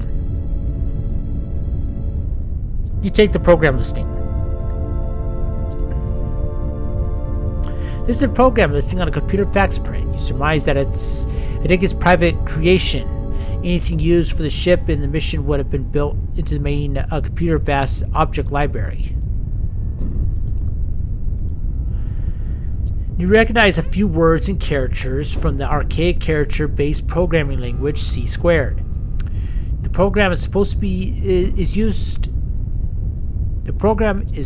to use the local sub-Turing processors in the terminal to calculate an irrational number of what seems to be an impossible number of digits. Could it be pi? Could be that he maybe was calculating pi. Huh. The other ones, I've never seen that light before.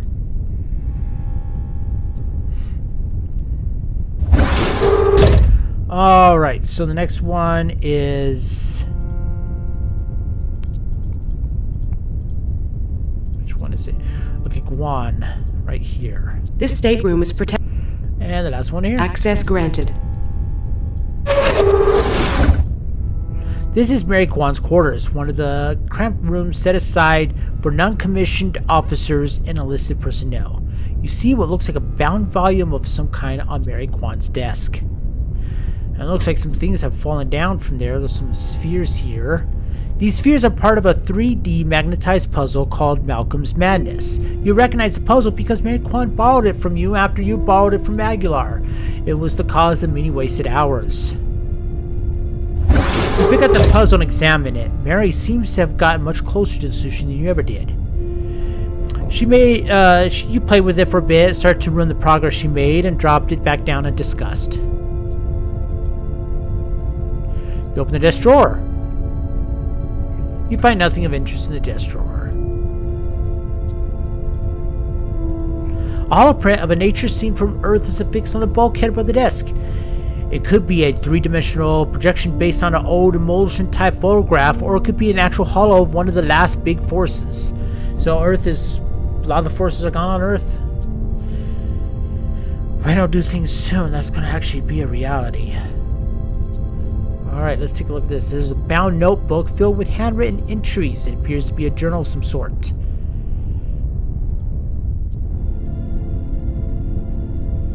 You have to take it first. Always read journals in adventure games.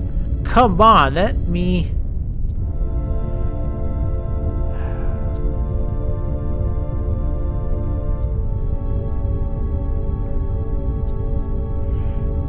There we go. Alright. Time to read this. Property of Mary Kwan. Journal Mission 161. Departure February 22nd, 2134. I'm keeping this journal on paper because anything entered in my terminal is accessible to the main computer. I know that the stuff in my personal files is supposed to be protected by the privacy laws, but Hideka told me that there are overrides for emergencies. March 18th. The XO called a nuclear plant casualty drill during the first dog watch, which happens to be my sleep shift. My damage control team didn't fare well during the drill, but I think the goddamn XO set us up. She simulated a computer failure at the same time as the NPC.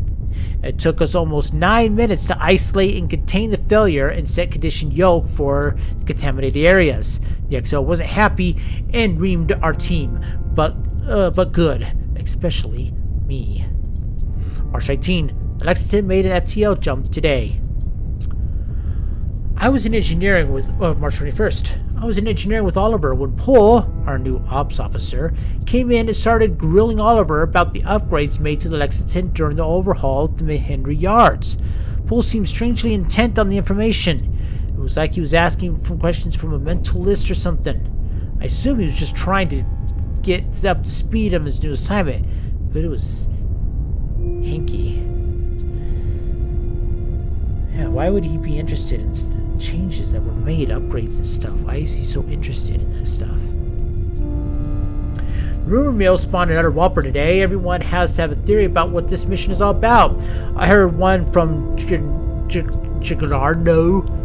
She says that Shindo overhead the CO talking to the XO about discovery of a new Earth-type world, a new home for the Alliance.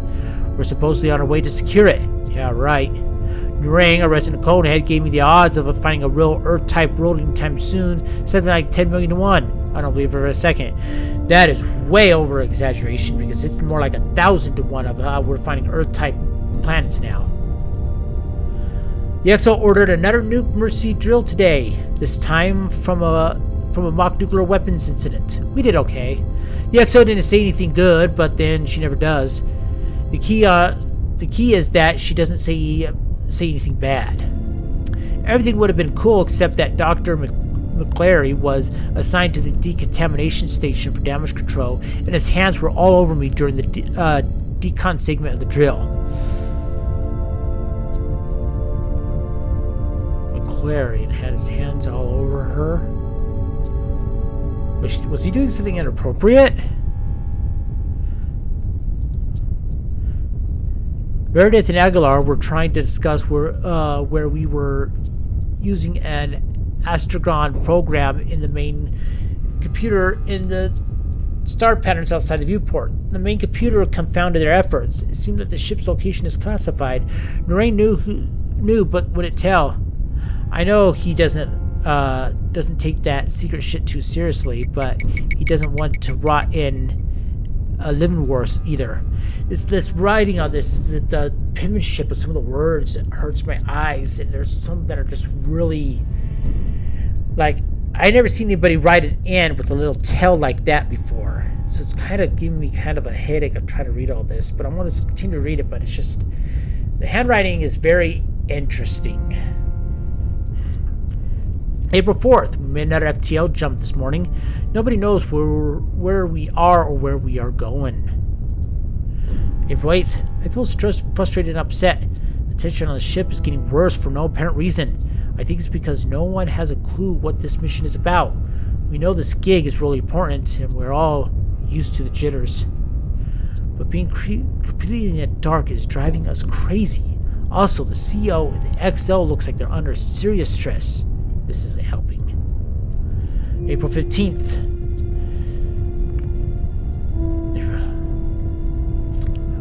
RE, the mission. I know we're escorting a signed ship. Why the hell is that ship so important? The Navy only has a couple of signed ships, and the coneheads who run them are usually out looking for black holes and gas clouds and crap like that. Why would they have the best ship in the fleet as an escort? Where are we going?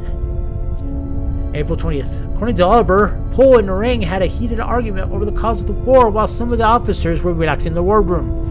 The odd thing is that Oliver said Pohl seemed to agree with the UN's objectives but disagree with their methods or something like that. I really don't like Pohl. He is one creepy guy. May 1st. We jumped today at 1800, immediately after clearing a jump point, and the ship pulled 2.5 Gs. We're all going to get real tired real fast at this rate.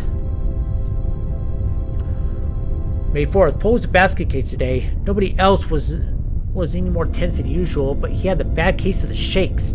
He ran around the ship like a caged rat. Nobody else seemed to notice, but I did. There's something funky about that guy. We went to general quarters at 14:07 today. I wasn't really scared until the drones were launched. I felt 9 thumps, which meant that all the birds were in the air. Acceleration warning sounded at 14:36, and we all started pulling all kinds of forward and lateral Gs. I guess we won the battle because we weren't vaporized, and all 9 drones eventually came back. We secured for general quarters at 15:10, and the CO came on and made a terse announcement about the Lexington having engaged an enemy vessel. No other announcements were made. God, I forgot how scared I get when shit hits the fan. May 6th. Pohl seems to know about the battle yesterday before it happened. He was so hyped up the day before, and the other officers were no more tense than usual. May 7th. The pressure on the crew finally caused a blowout. Gazer and SOCOM had a big fight in the mess hall during a movie call. SOCOM had been baiting Geyser for days over Geyser's ponytail, and Geyser finally exploded. During the fight, Geyser threw SOCOM into the VR system and broke the CPU. The crew present during the fight kept the incident quiet. None of the staff officers were even knew it happened. Mark Aguilar fixed the VR CPU on the QT. Poole was sleeping with Falcon. Now, that wouldn't normally be big news, but the way he pursued her really bothers me. I know she's an officer and everything, but he's a good-looking guy, and both Maria and Erica have been after him for weeks. He ignored them and went after Falcon like a guided missile. Erica's a knockout. Why Falcon? Maybe because she likes to keep her code books out in the open in her quarters so that anybody can read. Maybe. May 20th. We must be way the hell out in the middle of nowhere. We made our 6th FTL jump on the trip today. We're pulling heavy G's again. We arrived in what must be the target star system for the mission. Randall is sure that we are now moving in system instead of laterally towards another jump point. The stars here appear to be arranged in color, probably K-cast. That's all we know. Something that I just remembered in this, there will be some space battles I'll have to fight in with the drones. You can do direct control or have the computer do it. I'm going to have the computer do it. It's the real-time, the RTS part of this, the real-time strategy part of this, and it is hard to do. I've tried before doing it manually in this game, and I cannot do it. So when that time comes up, I'm going to let the computer do it itself. I'm mainly here to show the story and to have fun with the puzzles, not to do combat. So we will leave that to the computer to do, because it's kind of a convoluted, three-dimensional fighting. I don't want it to deal through that. June 10th. Close call today. Wait, did I read the last one? Yeah. Orange. I don't know why I said it was like orange. Orange. June 10th. Close call today. One of the coolant systems in Sector 8 went out and the reactor temp started climbing. We got it under control and brought it back up online. I caught Poole hanging around the entrance to one of the weapons bay this morning. He was starting to see me and looked almost guilty. What was he doing down there? I was starting to get real suspicious. Something is definitely up with that guy. I followed Poole on impulse during one of the dog watches. He was carrying something in a bag that was kind of hunched around it, like he was uncomfortable carrying it. I knew something was up. He went to deck 2. I rolled the elevator with him and then pretended to go the other way towards the wardroom. He looked around of all the corridors and made sure he was alone, and then went into Dole's stateroom by using an override code. Dole was in the med lab at the time. Poole was in Dole's quarters without Dole's knowledge or consent. He was after something in there. And Dole has that safe. So Poole was trying to get into that safe, but what was in that duffel bag that he was having? Is Poole a UN agent? Either as a UN agent or a Alliance Special Ops plant. Poole isn't Special Ops. I dated one of those guys before. Well, June 17th. I dated one of those guys once. They are much too cool to blunder around like Poole. If Poole was Special Ops, I wouldn't have a clue of it, that anything was up. Poole has to be an emergency agent. They must have recruited him with money or blackmail him or something. He's an amateur. At this point, I would contact my XO and tell him about all the things I've been noticing. Especially with him entering Dole's quarters. That should have been the thing that right there and then I would have gone to the XO and said, hey, Poole is entering people's quarters without their consent. I don't know why this person's keeping quiet. Maybe because she's a low-end junior officer and doesn't think it's right to talk bad about higher-up officers. But I would mention this to Elise Tran.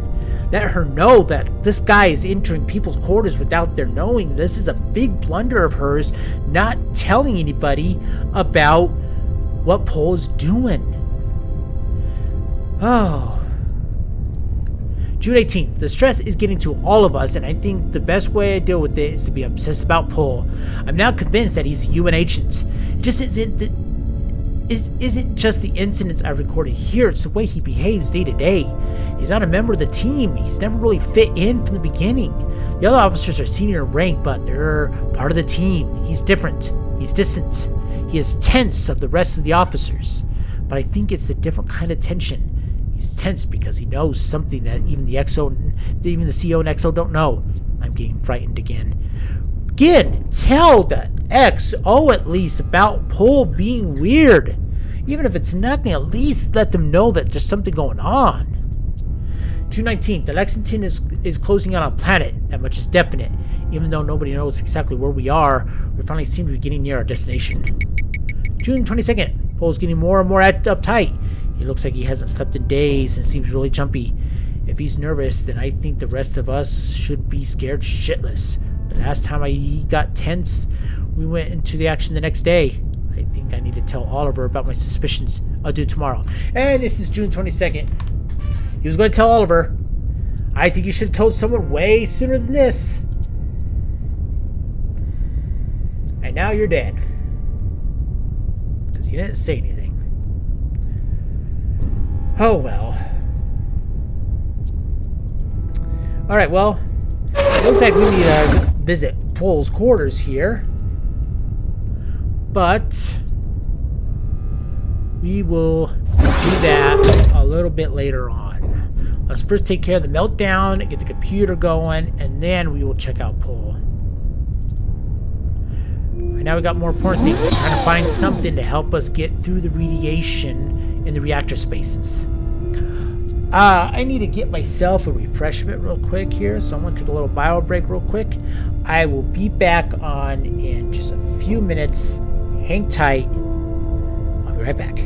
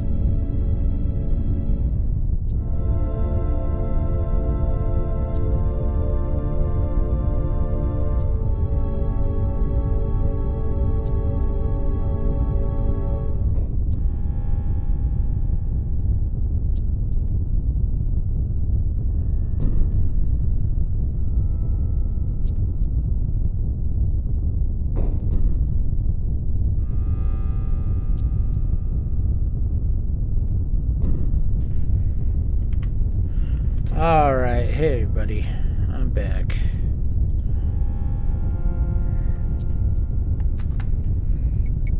Okay. Let me save this. Okay, so let's go to deck 4.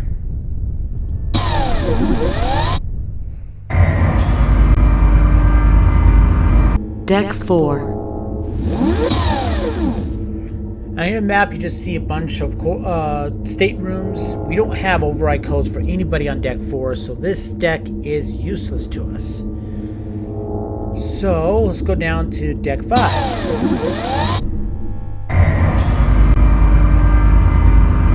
Deck 5. Okay, as you see here, we got some big rooms here. So let's go ahead and check out some of these rooms and see if we can find something that can help us. Oh boy. What do we have here? There's a mass of twisted wreckage obscuring the corridor in front of you.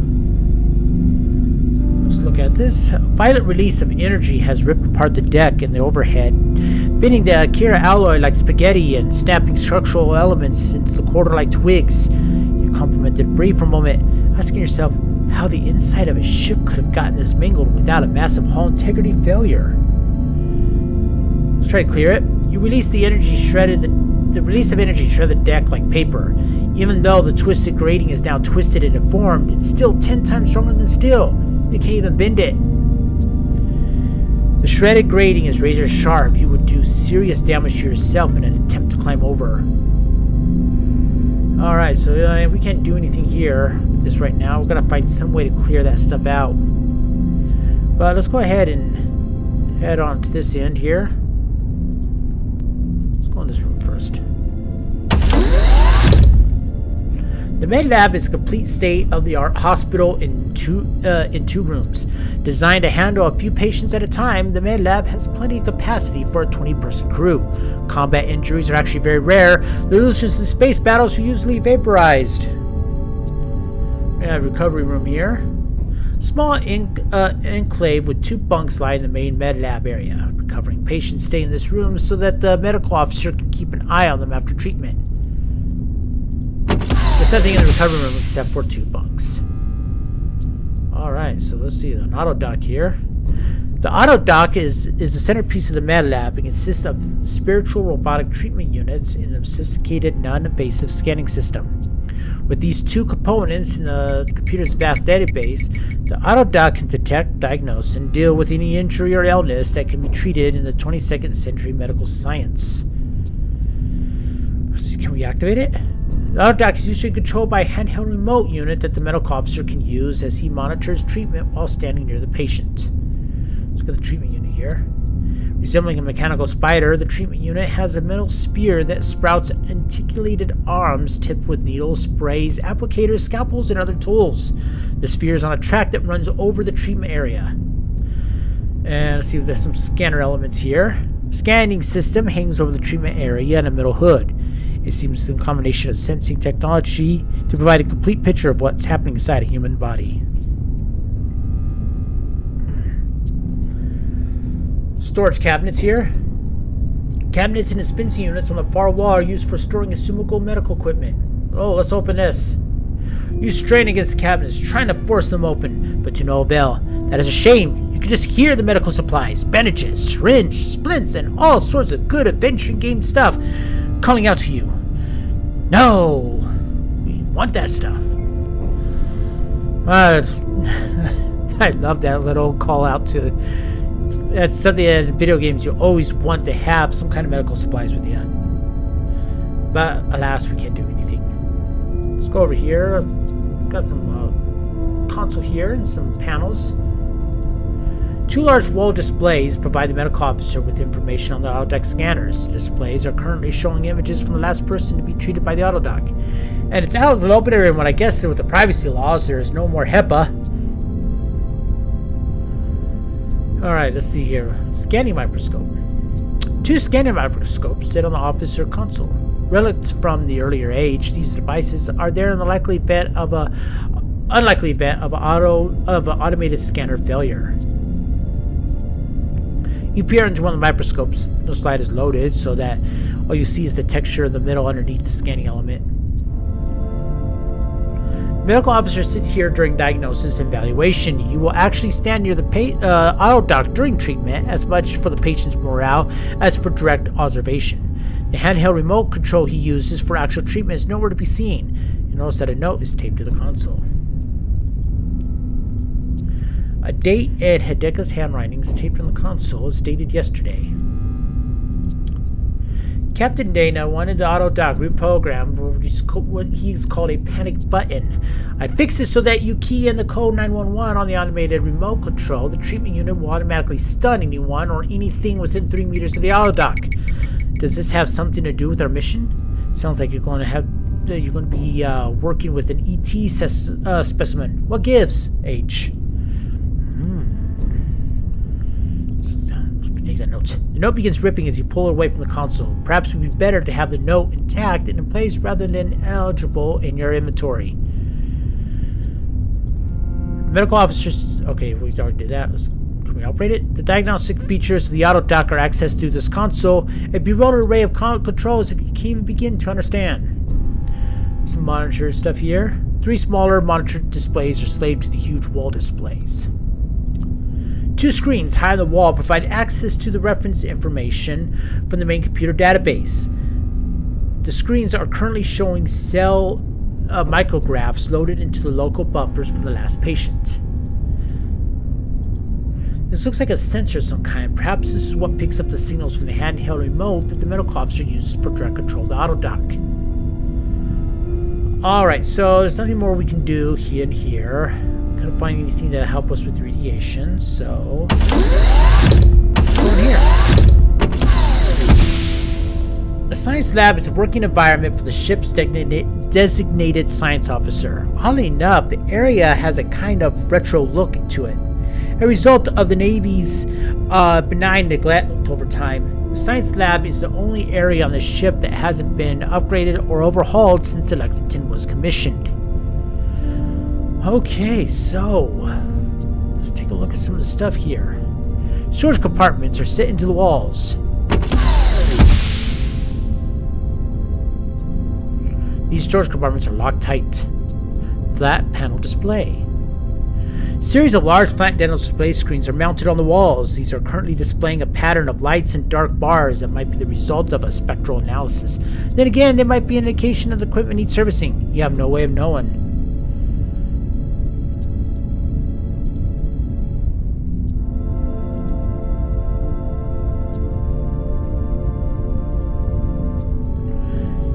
There are enough chairs and stools in the science lab to accommodate 5 or 6 people. This seems to be overkill given the low status of science in the Navy. It's unlikely that anyone besides a science officer would ever come in here.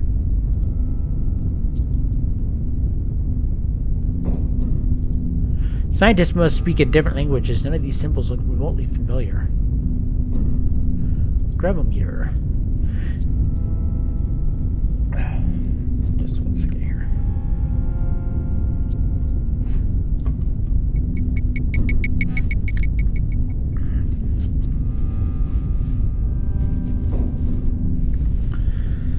Gravimeter is a heavy cylinder made from a crystalline structure with a perfectly aligned atomic matrix. The gravimeter is designed to pick up even the faintest of gravitational distortions and provides valuable information about the composition, density, and arrangement of astronomical bodies ranging from asteroid to stars. Scientific equipment. This equipment is outdated when it was installed in 2114. Now it seems positively ancient. These are highly specified devices. You don't even have the training required to turn them on. The science lab workspace is cluttered with various pieces of scientific gear. You know that these devices are used for data collection and analysis, but you don't have a clue how they work. Some more flat panel displays. I think it just gives you the same thing. Yep.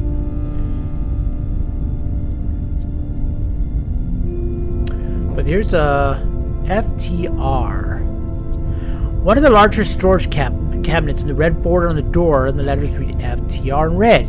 You wonder briefly what FTR stands for, and then remember Narang talked about his desire to lead a field research team. This must be the storage area for the field research equipment. FTR, Field Research Team. Let's open this up. Aha! A Geiger counter and a scanner. Narang explained the function of this device during one of the slow days on the trip out. The microscanner is essentially a field microscope. If activated while being held near an object, the microscanner uses reflection from the emitted beam to construct a highly magnetized false color image of the surface of the object being scanned. Let's go ahead and take that with us and take a look at this. This is a simple Geiger counter used to measure alpha, beta, and gamma radiation. When activated, the counter will give visual and audio feedback about ambient radiation levels. Let's take that too. Alright, this is very useful. We got what we need. We'll still go check out Deck 6. We don't need to check out the weapon bays just yet. That'll be a little bit later on. But let's first head to Deck 6.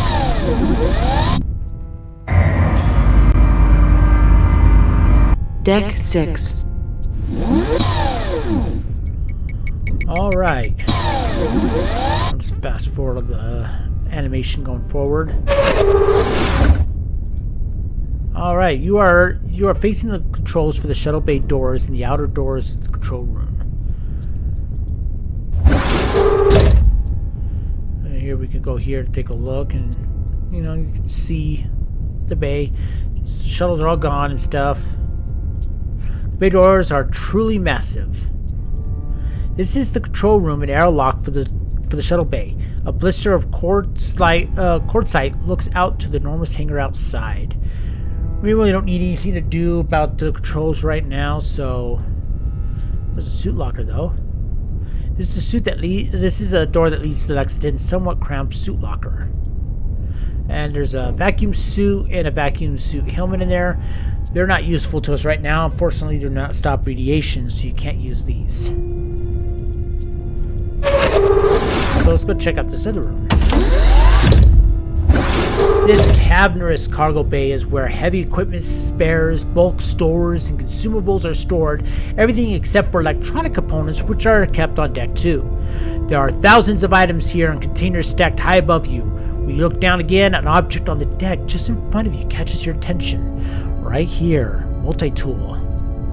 This object looks like some kind of tool. It's sitting on the deck not far from where you're standing. It must have been dropped by someone during the battle. Everything else in the cargo bay is sealed behind acres of thermoplastic wrap. Take the tool. This is a Dextro multi-tool, a kind of Swiss Army knife for engineers. Its more powerful attachments include a Dagogren wrench, a thermal knife for cutting thermoplastic, and a screwdriver. It also includes a De Beers optometer, a micrometer, and several exotic tools that you can't even identify. Cool, we got ourselves a Swiss Army knife. Those are very useful in adventure games. And we can't look at anything else in here, but as you see, it's just all sorts of stuff. Various pieces of heavy equipment are arranged in the cargo bay deck. Large and small containers are stacked on top of each other on the deck and to the overhead. Where to start? You're the one who manages this area, and you know that without the computer's help, you would search for hours and not find what you're looking for. So yeah, this is basically where you spend most of your time when you're on duty. Seems kind of boring. But man, if I was really out in here and stuff, I would just have so much fun looking through all this stuff. And then the ship explodes because of the meltdown. I wasted all my time looking at stuff. Alright, so let's go ahead and head down to the reactor spaces.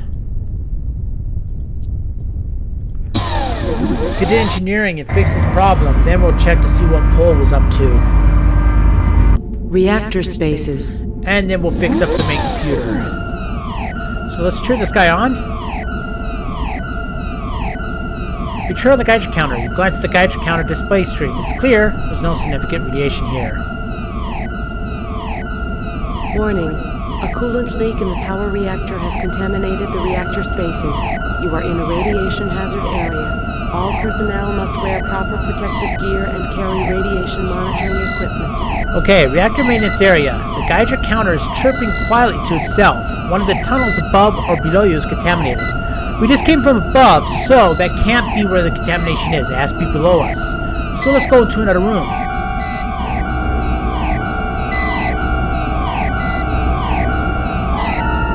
This one is chirping quietly, and one of the tunnels above and below is contaminated.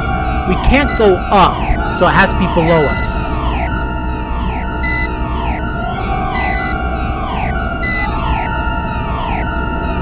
Alright, let's be clean. A coolant leak in the go ahead and head down C. Has contaminated the reactor spaces. You are in a radiation hazard area. All personnel must wear proper protective gear and carry radiation monitoring equipment. Alright, one above or below. We know it's not above us, so it's below us. So let's go into another room here.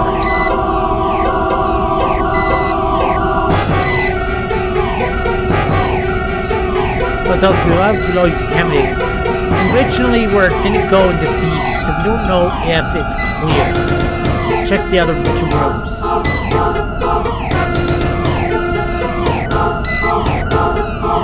One above and below. We know it's the one above us because there was whistling on the other one, so this might be the safest one to go down.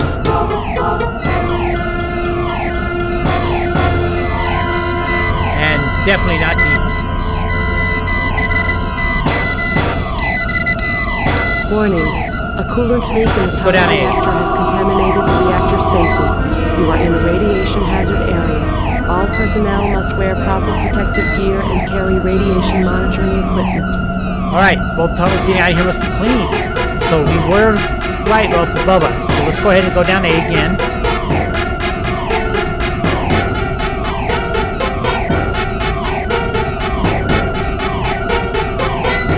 Alright, below us, so it's one below us. So let's go check out other areas.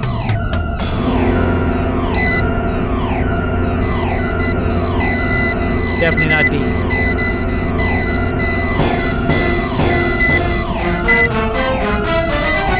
Both and C are contaminated.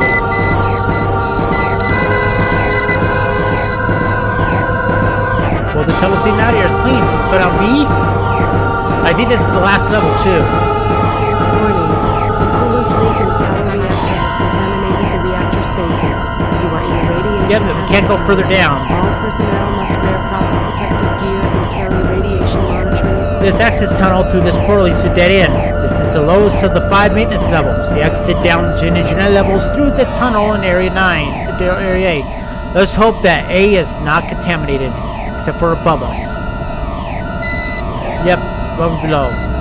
They're not going to make it that we can't go all the way down in this game, so we know that below is safe.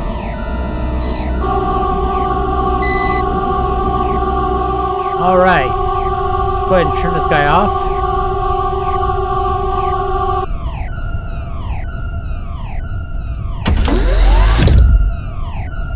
This is the primary operation and maintenance area for the ship's fusion pulse drive engines and power reactor.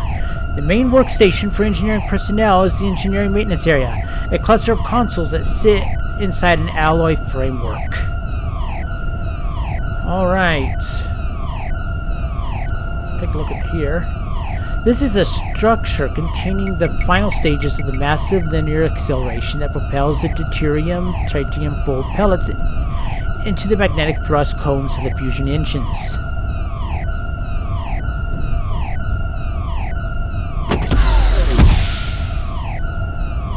A lattice work of quartzite and alloy surrounds a component of the Lexington fusion engines. Alright, so over here is where we do to redirect the coolant.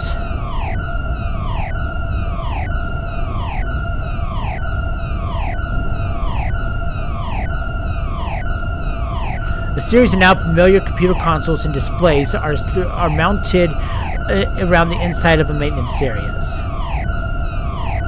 You find the proper controls and bring up a touchscreen schematic for the reactor coolant system.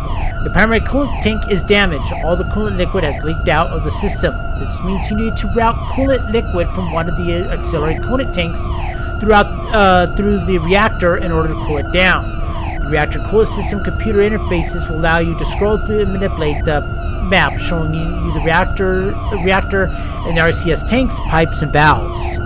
There are 2 auxiliary coolant tanks. Both are full.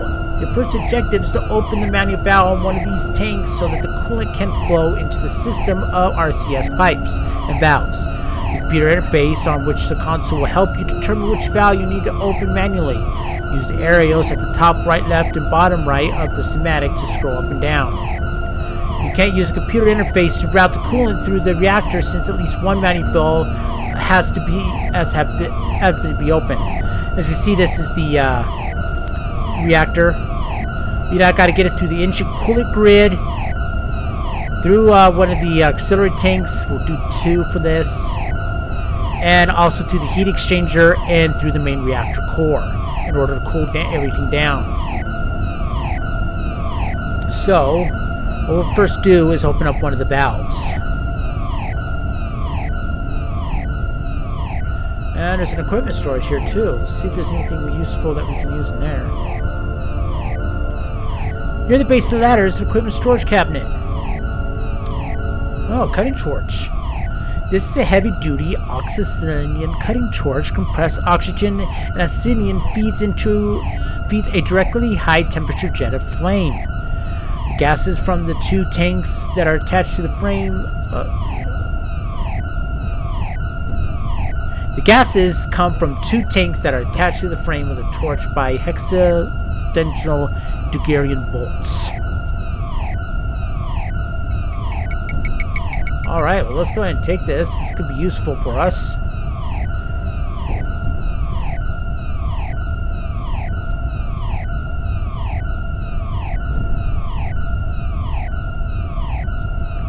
Alright, so let's go ahead and go into number 2 here. And you've reached the end of the access crawlway. When you face the bulkhead on the end of the crawlway, you see a manual valve control sitting directly in front of you. The exit to the catwall lies in the other direction.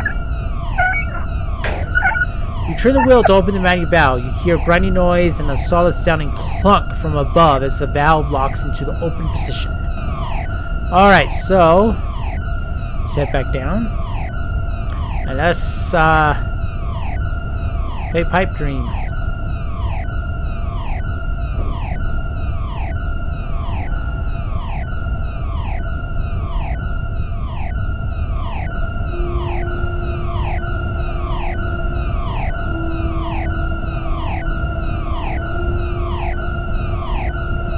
And it's the same old things. The best way to do this is set all the valves along the coolant first and then turn on the coolant pump outside the auxiliary tank. The coolant would have then moved through the circuit you have created. Alright, so what we will do is we will manually take a look at how things go here. So we'll come through here, go down here, go through here, up through here, and then down into the coolant engine grid. Then we'll go back up.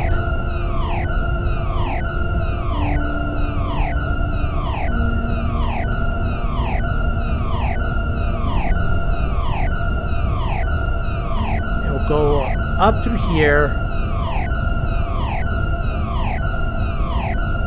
I'm trying to remember how to get this to be done exactly. Okay, go through here, go up through this. No, that won't work that way. I will go this way, up through here, through here. Go into this area here, go up here. No, I don't think I'd have to go through here. Let's try this. Let's have it go this way, up. Go this way. Here, and we'll stop there. And then we have it go through this. And then have it go a complete circuit. Back on home. Let's see if this works. Okay, it's going through the engine coolant grid. Going up. Entering into the reactor core.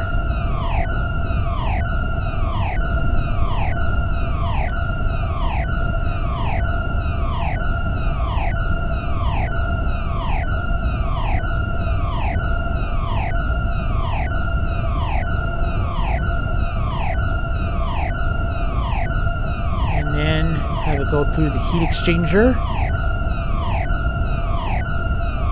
And it's dropping down the temperature. There we go. We did a complete circuit. Meltdown has been averted.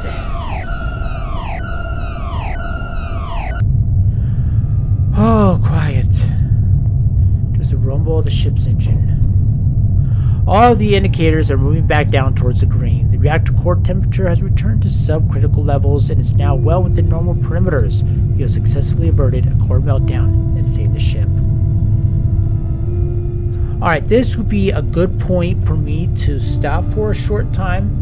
I'm going to grab myself some lunch, but I will be back in about an hour to 45 minutes to do another one. I don't know why I'm saying this since no one is watching this right now, but I'm just indicating it. So I will do part 2 here in about an hour time, and we'll continue on. Next we will do is we'll turn on the main computer, see what Pol was doing, and find out what this mission is, and hopefully maybe contact somebody from the Alliance to find out what our mission is supposed to be. So I'm going to save it here, and I will see you all later for part 2 on Mission Critical. Bye.